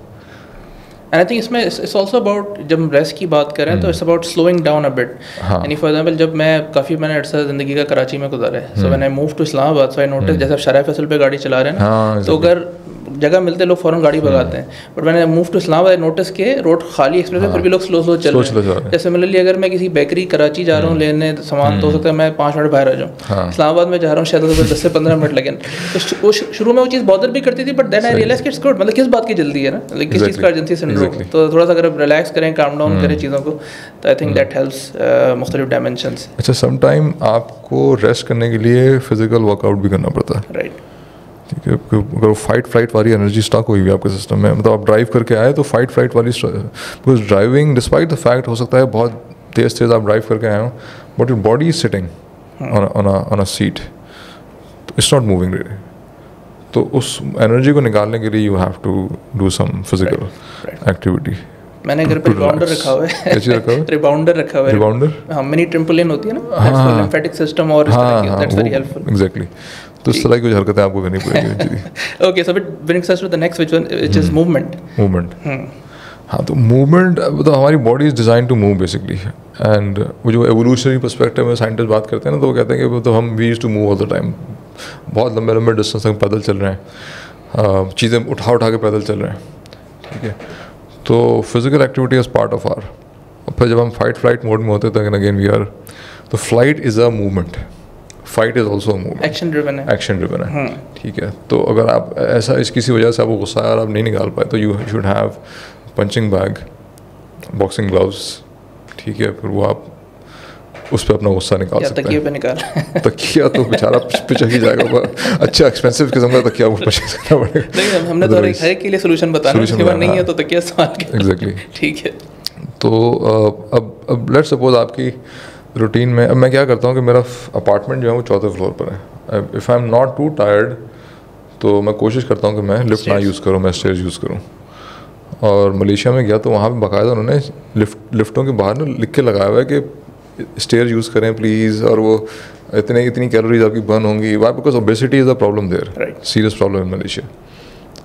तो स्टेयर्स आप यूज़ कर सकते हैं ख़ास तौर पे। इवन अगर अच्छा, अब यहाँ पर अक्सर डॉक्टर ये मशवरा दे रहे होते हैं कि आप if you're 40+ then you should start stressing your legs.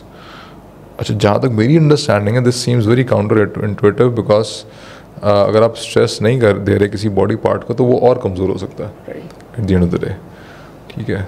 But अगर आप हल्का फुल्का स्ट्रेस में, जो हेल्दी स्ट्रेस का लेवल है उसमें अगर मेंटेन रख रहे हैं, तो इट विल रिमेन स्टिमुलेटेड, और उसकी जो स्ट्रेंथ है वो बरकरार रहेगी। तो मेरा नहीं ख्याल कि जो ट्राइब्स वगैरह हैं वहाँ पर किसी किस्म की प्रॉब्लम, मतलब आप 80-80 साल के जो बूढ़े हैं वो आपको दरख्तों में चढ़ते हुए हर तरह की हरकतें करते हुए आपको नजर आएंगे।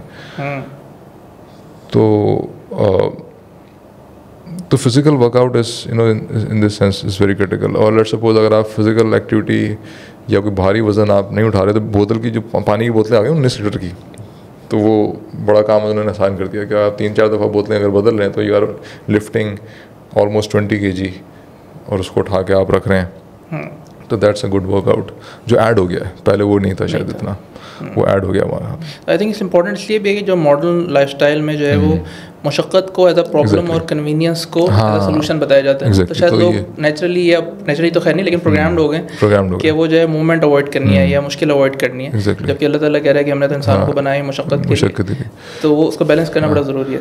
अब आप शॉपिंग करने जा रहे हैं, फॉर एग्जाम्पल सब्जियाँ हमने लेनी, अब लेट्स सपोज हफ्ते का सौदा आप लेने गए, लेट्स सपोज बाज़ार एक वॉकिंग डिस्टेंस के ऊपर है, सामान आप उठाएँ हाथ से लेकर आएँ, ठीक है। तो अब उसमें वज़न भी आपने उठाया हुआ है, तो आपके मसल्स भी थोड़े स्टिमुलेट हो रहे हैं।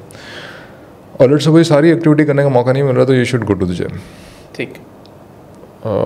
Gym is not the most perfect way of working out. और उसमें अगर आप एक सवाल पूछेंगे क्यों, क्योंकि आपके दिमाग को ना नेचुरली आपकी इंस्टिंक्चुअल साइड जो है ना, खास तौर पर उसको समझ में नहीं आ रहा था कि मैं ट्रेडमिल पे क्यों भागूँ भाई. एक ही जगह पे एग्जैक्टली ना एक ही जगह खड़ा होकर भागे जा रहे हैं तो जो ब्रेन बिकम्स बोर्ड. इसमें स्ट्रेस का एलिमेंट नहीं होता है. लेट्स से बाद लोगों को जिम नहीं पसंद या वो उस तरह की एक्सरसाइज, और स्पेशली स्क्वाट को अगर आप मिला लेंगे उसका कोई मकसद नहीं है ना, बाहर भाग रहे हैं तो भागे जा रहे हैं, तो क्या उससे मजीद स्ट्रेस क्रिएट नहीं होगा, रिजल्टिंग इन मोर कॉर्टिसोल, ये उसका पार्ट नहीं होगा उसमें. फॉर यू दो चीज़ें हो सकती हैं कि एक तो आपको उसका मकसद समझ में नहीं आ रहा, बट आई थिंक वो आप कन्विंस कर सकते हैं eventually over the period of time. और फिर जब आपकी बॉडी एक्सपीरियंस करती है ना कि आफ्टर लिफ्टिंग सम वेट्स आप रिलैक्स फील कर रहे हैं, आपको सर में दर्द हो रहा था, बस सर में दर्द ठीक हो गया इवेंचुअली. तो 2-3 हफ्ते इस तरह आप कुछ करें तो eventually start seeing the benefit. फिर आपका वजन कम हो रहा है, बॉडी शेप में आ रही है, तो तो मोटिवेशन लेवल बिल्डअप होना शुरू हो जाता है. तो किसी हद तक आपकी इंस्टिंक्चुअल साइड एग्री हो जाती है. बट उसके अंदर आई थिंक एक जो एलिमेंट है, मतलब if you haven't started workout for a long period of time, तो यू नीड टू सी कि क्या आपकी बॉडी फ्रीज मोड में तो स्टक नहीं हुई भी. जैसे फाइट फ्लाइट है ना, द डिफेंसिव सिस्टम का एक और responsibility that is freeze mode, and it is possible कि हम उसमें जाके स्टक हो जाएं. अच्छा, स्ट्रेस रेगुलेशन को जब हम डिटेल में कभी डिस्कस करेंगे ना, तो वहाँ पे I think will talk about this more, कि आपकी बॉडी फ्रीज मोड में स्टक हो जाती है. इस वजह से स्टक हो जाती है कि for long period of time आप ना फाइट कर सके किसी थ्रेट से, ना फ्लाइट कर सके. फॉर एग्जांपल मैं PhD जब कर रहा था तो एक स्टेज आई जब रिव्यू होता है, उसका एक रिव्यूअर ने कहा कि ये तो बिल्कुल बकवास काम है, उस पर तो उसको तो उसने रिजेक्ट कर दिया. उसने इतने नेगेटिव उसने कमेंट दिए, तो मेरा stress level obviously went up. और उसके बाद तकरीबन 6 महीने मुझे लगे उसको, और that was a very stressful. तो अब वो PhD हो गया, फिर उसके बाद प्रमोशन भी हो गई, अब सीनियर लेक्चरर बिफोर, उसके बाद मैं असिस्टेंट प्रोफेसर हो गया, सैलरी बढ़ गई, सारे मामला ठीक हो गए, लोग जो है डॉक्टर में जाओ करना शुरू कर दिया. बट मेरा स्ट्रेस लेवल वहीं का वहीं, मुझे पैनिक अटैक्स हो रहे हैं, एंग्जाइटी लेवल मेरा, रात की नींदें जो डिस्टर्ब है. मैंने कहा ये क्या चक्कर है. अच्छा, उस वक्त मैंने सारा मटीरियल नहीं पढ़ा था, फिर पीटर लिविन को पढ़ा और भी लोगों को पढ़ा. दे सेट कि हमारा सिस्टम जो है ना वो जाके स्टक हो जाता है. Why? Because you have been in that state. और उसको रिलीज़ करने की जो एक्सरसाइजेज थी वो शायद आपको नहीं पता थी, and eventually you were not able to. तो it took me almost 2 years. जब हम प्रोक्रेस्टिनेशन की बात करते हैं, इसका भी ताल्लुक फ्रीज से बिल्कुल इसी से. तो अगर हम क्विक टिप्स दें, क्योंकि इस पे ना बहुत लोग सवाल भी पूछते हैं, प्रोक्रेस्टिनेट हम करें तो क्या, what can I do to come out of this freeze state? Freeze state को पहले तो आपको आइडेंटिफाई करना पड़ेगा व्हाट जो थ्रेट की हमने बात की थी, परसीव थ्रेट और एक्चुअल थ्रेट. तो वो क्या थ्रेट आपकी बॉडी सेंस कर रही है. ठीक. You have to sit down and first start sensing कि बॉडी क्या फील कर रही है. ठीक है, तो वो अगर थ्रेट कोई है तो वो एग्जैक्टली किस चीज़ का थ्रेट है. और वो तो अगर परसेप्शन में है तो of course you need to first you trace down कि पास्ट में ऐसा क्या हुआ था आपके साथ कि now you are actually sensing that. तो फॉर एग्जांपल हाई स्ट्रेस किस्म का एनवायरनमेंट है, it could be even at your home. अक्सर देसी फैमिलीज़ की टॉक्सिक किस्म की पॉलिटिक्स चल रही है घर में. कोई अभी किसी फेसबुक पे किसी खातून ने मैसेज किया कि वो घर में जो है वो भाई जो है बहुत ही नार्सिसिस्टिक किस्म की पर्सनैलिटी है, और वो हर वक्त टॉन्ट करता रहता है, she is the only earning member, और वो भाई अर्न नहीं कर रहा डिस्पाइट दैट वो भाई बड़ा है, और वो बहुत एक अजीब टेंस किस्म का माहौल चल रहा है. इस लड़की की शादी नहीं हो पा रही because of that environment, and all of that is actually कह रही कि मैं ऑफिस जाके ज़्यादा बेहतर फील करती हूँ, घर आके जो है वो बहुत ज़्यादा में डिस्टर्ब हो जाती है. इवन समटाइम लोग आपके घर का माहौल अनफॉर्चुनेटली इस तरह हो जाता है बाज़ लोगों का. तो अक्सर लोग इस तरह के माहौल में they remain there for long period of time. Husband जो है वो उसका बिहेवियर ठीक नहीं है, या इन लॉज का बिहेवियर ठीक नहीं है, तो आपका सिस्टम जो है इवेंचुअली आप हो सकता है थ्रेट ऐसा हो कि जिससे आप लड़ सकते हैं, ना आप उससे भाग सकते हैं. इवेंचुअली यू वो तो बिल्कुल एक्सट्रीम केस है ना इसमें. तो your body is into a numbing state जहाँ पे आप यू ट्राइंग टू सप्रेस और यू नॉट फीलिंग एनीथिंग. और उसमें फिर आपकी फिजिकल एक्टिविटी भी बहुत ज़्यादा. अब अगर कोई इस स्टेट के अंदर वर्कआउट करने की कोशिश करे इमीडिएटली, तो वो बॉडी उसकी रिस्पॉन्ड नहीं करेगी. ठीक है. Body is definitely going to मतलब वो बॉडी वुड से कि नहीं वी नीड टू स्टॉप, और आप उसको और भगाने की कोशिश कर रहे हैं तो stress level is going to go significantly high. So in such cases, what's the right thing to do? इसमें फिर सब्सिक्वेंटली यूनिट आइडेंटिफाई की प्रॉब्लम एक्चुअली है क्या, and subsequently seat down and first bring your body out of that state. उसके लिए जो मुख्तलिफ techniques मिसाल के तौर पे बेसल कॉल ने भी बताई हैं। Bessel Kolk is another trauma expert, one of the most pioneering, बहुत मेजर काम किया इस बंदे ने, और पीटर लेविन भी है। तो ये कहते हैं मिसाल के तौर पे shivering is one activity, consciously आप शिवर करें बैठ के, ठीक है। तो उससे व्हाट हैपन्स कि it is a natural response जिसमें बॉडी अपने जो फाइट एंड फ्लाइट की जो एनर्जी है ना उसको रिलीज़ करती है। Physical movement, shivering is also physical movement. ना आप लड़ सकते हैं ना भाग सकते हैं, और let's suppose threat is more in your perception, now you can shiver your stress out from your system. इस तरह और भी उसने टेक्निक्स बताई हैं। ठीक। अगर लेट्स सपोज ये भी नहीं हो पा रहा तो Bessel Kolk is even suggesting कि you should go to a massage therapist and get some massage. You do this to a time जब कि आप अपनी बॉडी को थोड़ा फील करना शुरू करें। मतलब इतना ज़्यादा लोग डिसोसिएट हो जाते हैं कि they are not even feeling their bodies, तो कम अज़ कम फीलिंग आनी शुरू है क्या। फिर योगा से बहुत लोगों को एतराज़ भी हो रहा होता है कि उसमें रिलीजियस एक एंगल आता है उसके अंदर, but yoga has some exercises, ठीक है, that can actually help you. अब सिंस आप नमाज अगर पढ़ रहे हैं तो आई थिंक नमाज should be able to do the job for you. तो अब तो नमाज कैन एक्चुअली हेल्प यू। अगर आपने वो फर्स्ट वाली स्टेज मसाज वगैरह करके अगर आप उसमें आ गए तो फिर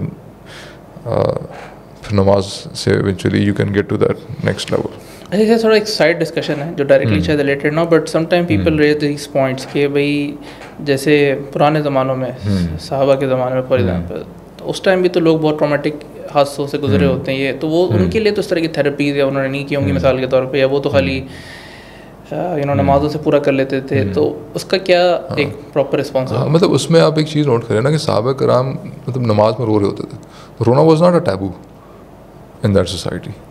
तो हमारे यहाँ टफ इमोशनलेस किस्म का बिहेवियर पब्लिक में रहना, मतलब दैट इज़ द नॉर्म।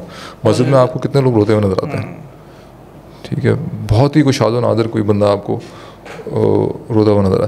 तो these kind of things have become, अब इमोशनलेस वाली स्टेट, अपनी फीलिंग्स को कितना आप डिस्कस कर रहे हैं। Today life is too fast, life was not that slow. फिर उसमें आप स्लो भी नहीं है, वो दूसरा लेट सपोज आप ट्रैवल करके point A to point B जा रहे हैं, तो now you have a lot of time. घोड़े पे जा रहे हैं, ऊँट पे जा रहे हैं, पैदल जा रहे हैं, सही है, तो अब आपके पास टाइम भी अवेलेबल है।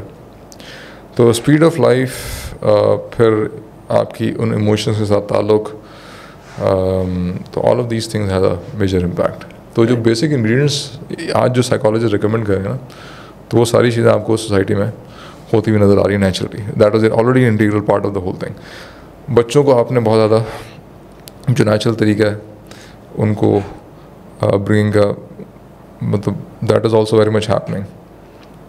तो द विलेज इज़ अवेलेबल, मिसाल के तौर पे बच्चों को आप फिज़िकली करीब रख रहे हैं अपने। तो जो चाइल्डहुड ट्रॉमा जिसको आप कह रहे हैं ना, तो अपैरेंटली वो अगर हो भी रहा है किसी हद तक, तो there is somebody else take care of you. Prophet की parents died at a very early age, लेकिन देयर वर अदर एडल्ट्स जिन्होंने प्रॉफिट का ख्याल रखा। और ऐसे भी केसेस मिलते हैं जहाँ पे ट्रॉमा शायद उस तरह से रिजॉल्व, फॉर एग्जांपल बिलाल का केस है कि मदीना में नहीं रह पाए वो, ही हैड टू मूव। हाँ बिल्कुल, ऑब्वियसली। पर उसमें अल्लाह ताला इसलिए कह रहे हैं ना कि something is beyond your capacity, तो I am not going to जज यू। फिर क्या कहते हैं, उसमें एक और इम्पॉर्टेंट चीज़ है कि there was an emphasis on paying attention to what is happening inside. Even Quran में भी अल्लाह ताला कह रहे हैं ना कि गौर व फिक्र करें, अपने अंदर भी है बाहर भी। एक बाकायदा पूरी वर्स स्पेसिफिकली आपसे कह रही है कि आप अंदर। और traditionally also there was this emphasis on paying attention to what you are feeling and क्या कहते हैं आइडेंटिफाइंग और रियलाइजिंग दिस फैक्ट कि बहुत सारी इंटरनल फोर्सेस आपकी चल रही हैं जो आपको पॉजिटिव नेगेटिव दोनों डायरेक्शन में लेके जाती हैं। अब ये इस मसले को उसने डिस्कस किया डिटेल में Alan Watts. Alan Watts is not a very academic, so is not, मतलब वो मोटिवेशनल स्पीकर वाला जो कैटेगरी आज हमारे यहाँ, तो it's more into that. Anthony Robbins, you know, वो पुराने ज़माने का मोटिवेशनल स्पीकर है एलन वाट्स। तो एलन वाट्स ने एक आर्टिकल लिखा इंटरेस्टिंग, तो उसने आइडेंटिफाई किया कि unconscious is a modern problem. तो वो कह रहे हैं कि पहले लोगों के पास एक अंडरस्टैंडिंग भी होती थी और एक कॉन्सेप्चुअल फ्रेमवर्क भी होता था, और रिलीजन भी गाइड करता था कि हाँ भाई these are the things that can actually emerge from the inside, because वो टेम्पटेशन, वो फोर्सेस जो है आपको गलत डायरेक्शन में लेके जा सकती हैं. तो you should be fully aware. और फिर रिलीजन आपको एक फ्रेमवर्क भी देता है कि किस तरह के आपने अपनी लाइफ को ऑर्गेनाइज करना है ताकि वो सारी एनर्जीज एक तरीके से कंस्ट्रक्टिवली चैनलाइज हो रही हो. मॉडर्न इंसान ने उन सारी चीज़ों को इग्नोर किया. अनकॉन्शियस को उसने बोला कि there is no such thing as unconscious. I am rational self determined being. और फिर जिस तरह का एक मॉडर्न इंसान, उसको भी आई थिंक हमें कहीं डिटेल में डिस्कस करना चाहिए कि जो मॉडर्न इंसान की जो एक कैफियत है ना कि जिसमें वो रैशनल, बहुत ज़्यादा रैशनल प्रिटेंड कर रहा है अपने आप ब्रेन सेंट्रिक और सिविलाइज डिसिप्लिन होने की कोशिश कर रहा है और प्रोडक्टिविटी और इस तरह की चीज़ों पर फोकस है उसका. तो यूंग ये कहता है कि bring me a Sen man and I will cure him for you. एक सेन आदमी लेकर आओ, मैं उसको ठीक करता हूँ. तो ओवर सिविलाइजेशन की टर्म यूंग ने यूज़ किया. Modern man is over civilize और ये उसका बुनियादी मसला है. आई थिंक इसकी जहाँ तक मेरी अंडरस्टैंडिंग इसकी 2-3 रीज़न है कि पहले जैसे उन्होंने कहा कि इतना फास्ट पेस लाइफस्टाइल नहीं था, इतनी डिस्ट्रैक्शंस नहीं थी. तो इंसान अपने आप से कनेक्टेड भी था, सेल्फ अवेयर भी था. फिर उसके पास एक कॉन्सेप्चुअल फ्रेमवर्क भी था रिलीजन की फॉर्म में या किसी मैथोलॉजी की फॉर्म में जो उसको हेल्प कर रहा था. जबकि मॉडर्न लाइफस्टाइल में ना सिर्फ इंसान डिस्कनेक्टेड है अपने आप से, दूसरा है कि जो उसका इमोशनल या स्पिरिचुअल या स्ट्रक्चरल साइड है उसको सप्रेस भी कर रहा है, इग्नोर भी कर रहा है. तो मुफ्ती तकी उस्मानी साहब कह रहे थे उस दिन के एक क्लिप मैंने देखा कि अल्लाह ताला से 2 तरीके से मुसलमान जो है मुसलसल कनेक्टेड रहता है. आपको कोई चीज़ रिसीव होती है, कोई नेमत आप एक्सपीरियंस करते हैं तो आप उस अल्लाह ताला का शुक्र अदा करते हैं. दूसरी स्टेट है कि आप डिप्रीवेशन में होते हैं. कोई ना कोई डिप्रीवेशन आप फील कर रहे हैं. परफेक्ट लाइफ तो नहीं है ना, कोई ना कोई लिस्ट है नीड्स की, उसमें आपको definitely there will be some need जो आपकी फुलफिल नहीं हो रही. तो the more self aware you are कि वो ये मेरी नीड फुलफिल नहीं हो रही, the more opportunity you have to connect with Allah सुब्हानहू व तआला. तो this was probably the norm during ancient times. ठीक है कि you would understand your needs so that why because every need is an opportunity to connect with Allah सुब्हानहू व तआला.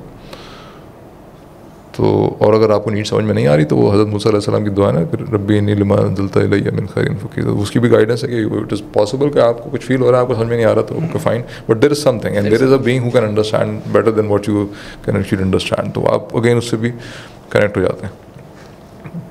तो ऑफन टाइम मुझे अक्सर समझ में नहीं आ रहा था कि what exactly I am feeling. तो मैं ये दुआ पढ़नी शुरू कर देता हूँ और मैं आई हैव दिस अंडरस्टैंडिंग कि अल्लाह ताला जो है वो कोई ना कोई रास्ता निकालेंगे तो काफ़ी एक सेंस ऑफ रिलैक्सेशन एक फील होती है उसके रिजल्ट में.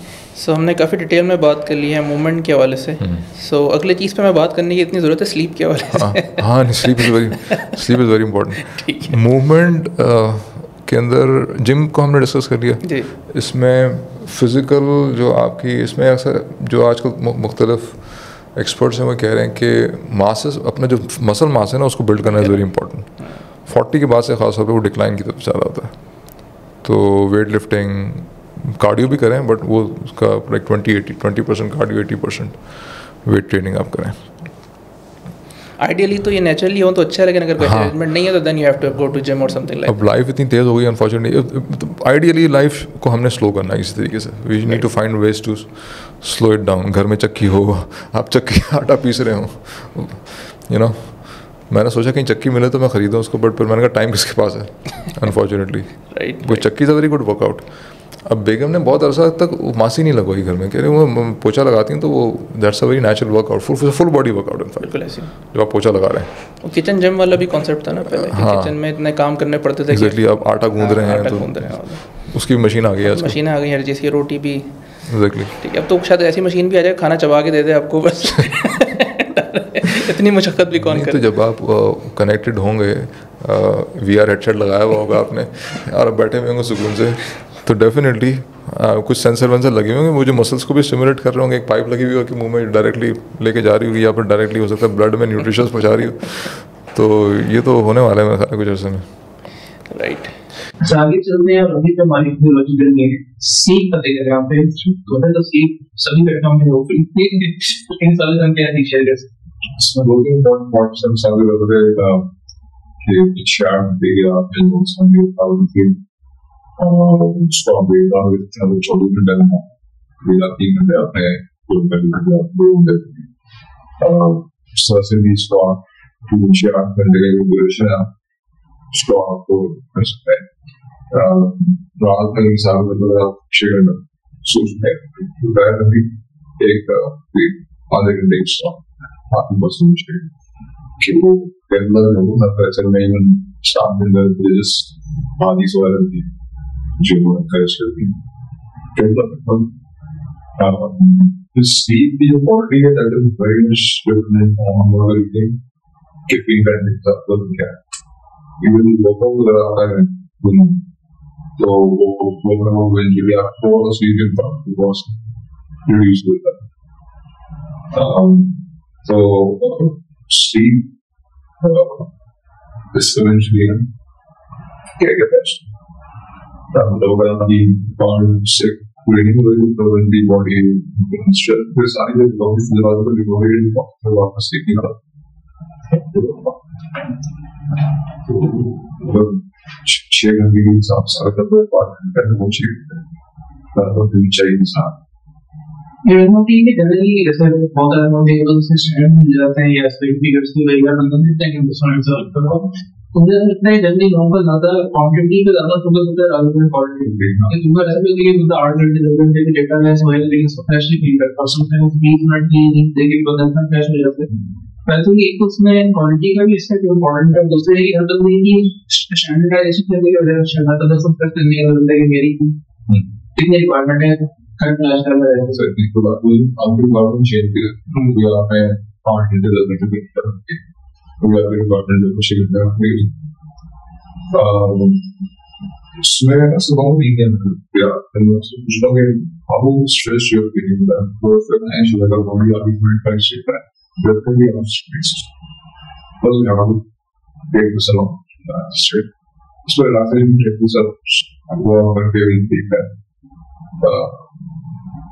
relax and things so of course sleep का कारण सर मेरा एक नेचुरल लाइट जो है सूरज की उसके साथ लोगों के लिए बेटर सिस्टम सुबह की रोशनी जो वो पार्ट में बॉडी को रिलीज करना मेरा बहुत सर्टेन थिंग्स तो अगर आप इधर सोने के साथ कर लो वो सुबह में सोने को पूरी मिस कर जैसा कि अगर रात में अंधेरे के पानी में बॉडी जा रही है और we exposed to light. So that is also not. So anti-woman may take explain that and anti-woman have a zero balance and first hammer. So it's like you can about that. Given the responsibility what it is. एक बात तो ये भी कि आपके सारे बच्चे बहुत सारी जो बीमारियां हैं तो डाइट से ज्यादा हम स्लीप साइकिल को प्रोटेक्ट हैं diabetes would be more will be more forward if your sleep is not being because sugar of course when you would sleep of the other take it back so what you were saying happy mental state to feel depressed about so with others like this, there's not say diversity or psychology straight like that. You know, do you have any insights about that also? Is not nice. So, sleep keep body material that's on the course. Thank you. So that's really. So मैं एक which director is now only having mentioned कि general तो हमें ये perception होंगे है मैं रात में सोना चल रहा है डिफर फॉर्म करनी बट ऐसे ही पर्सनालिटी मिलती है मॉडर्न टाइम में मिलती है और इवन रिलीजियस लाइक स्कॉलर्स को भी सुना जाता है कि वो इशारा हो सकती है you know रात में ज्यादा ओरिजिनल पर्टिकुलर अंडरस्टैंड है तो वो उस तरह की तरह देखते हैं so with policy that probably they got regular as far as I know is concerned here about that reading the within research and open learning very interested in this one structure even development so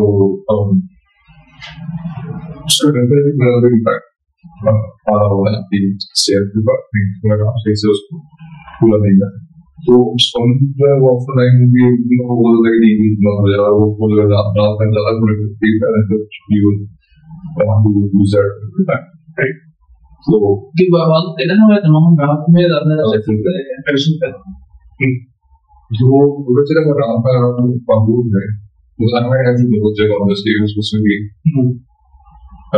talking to some that interfere को तो principle on heavy versus my kind of copy that state requirement something like that.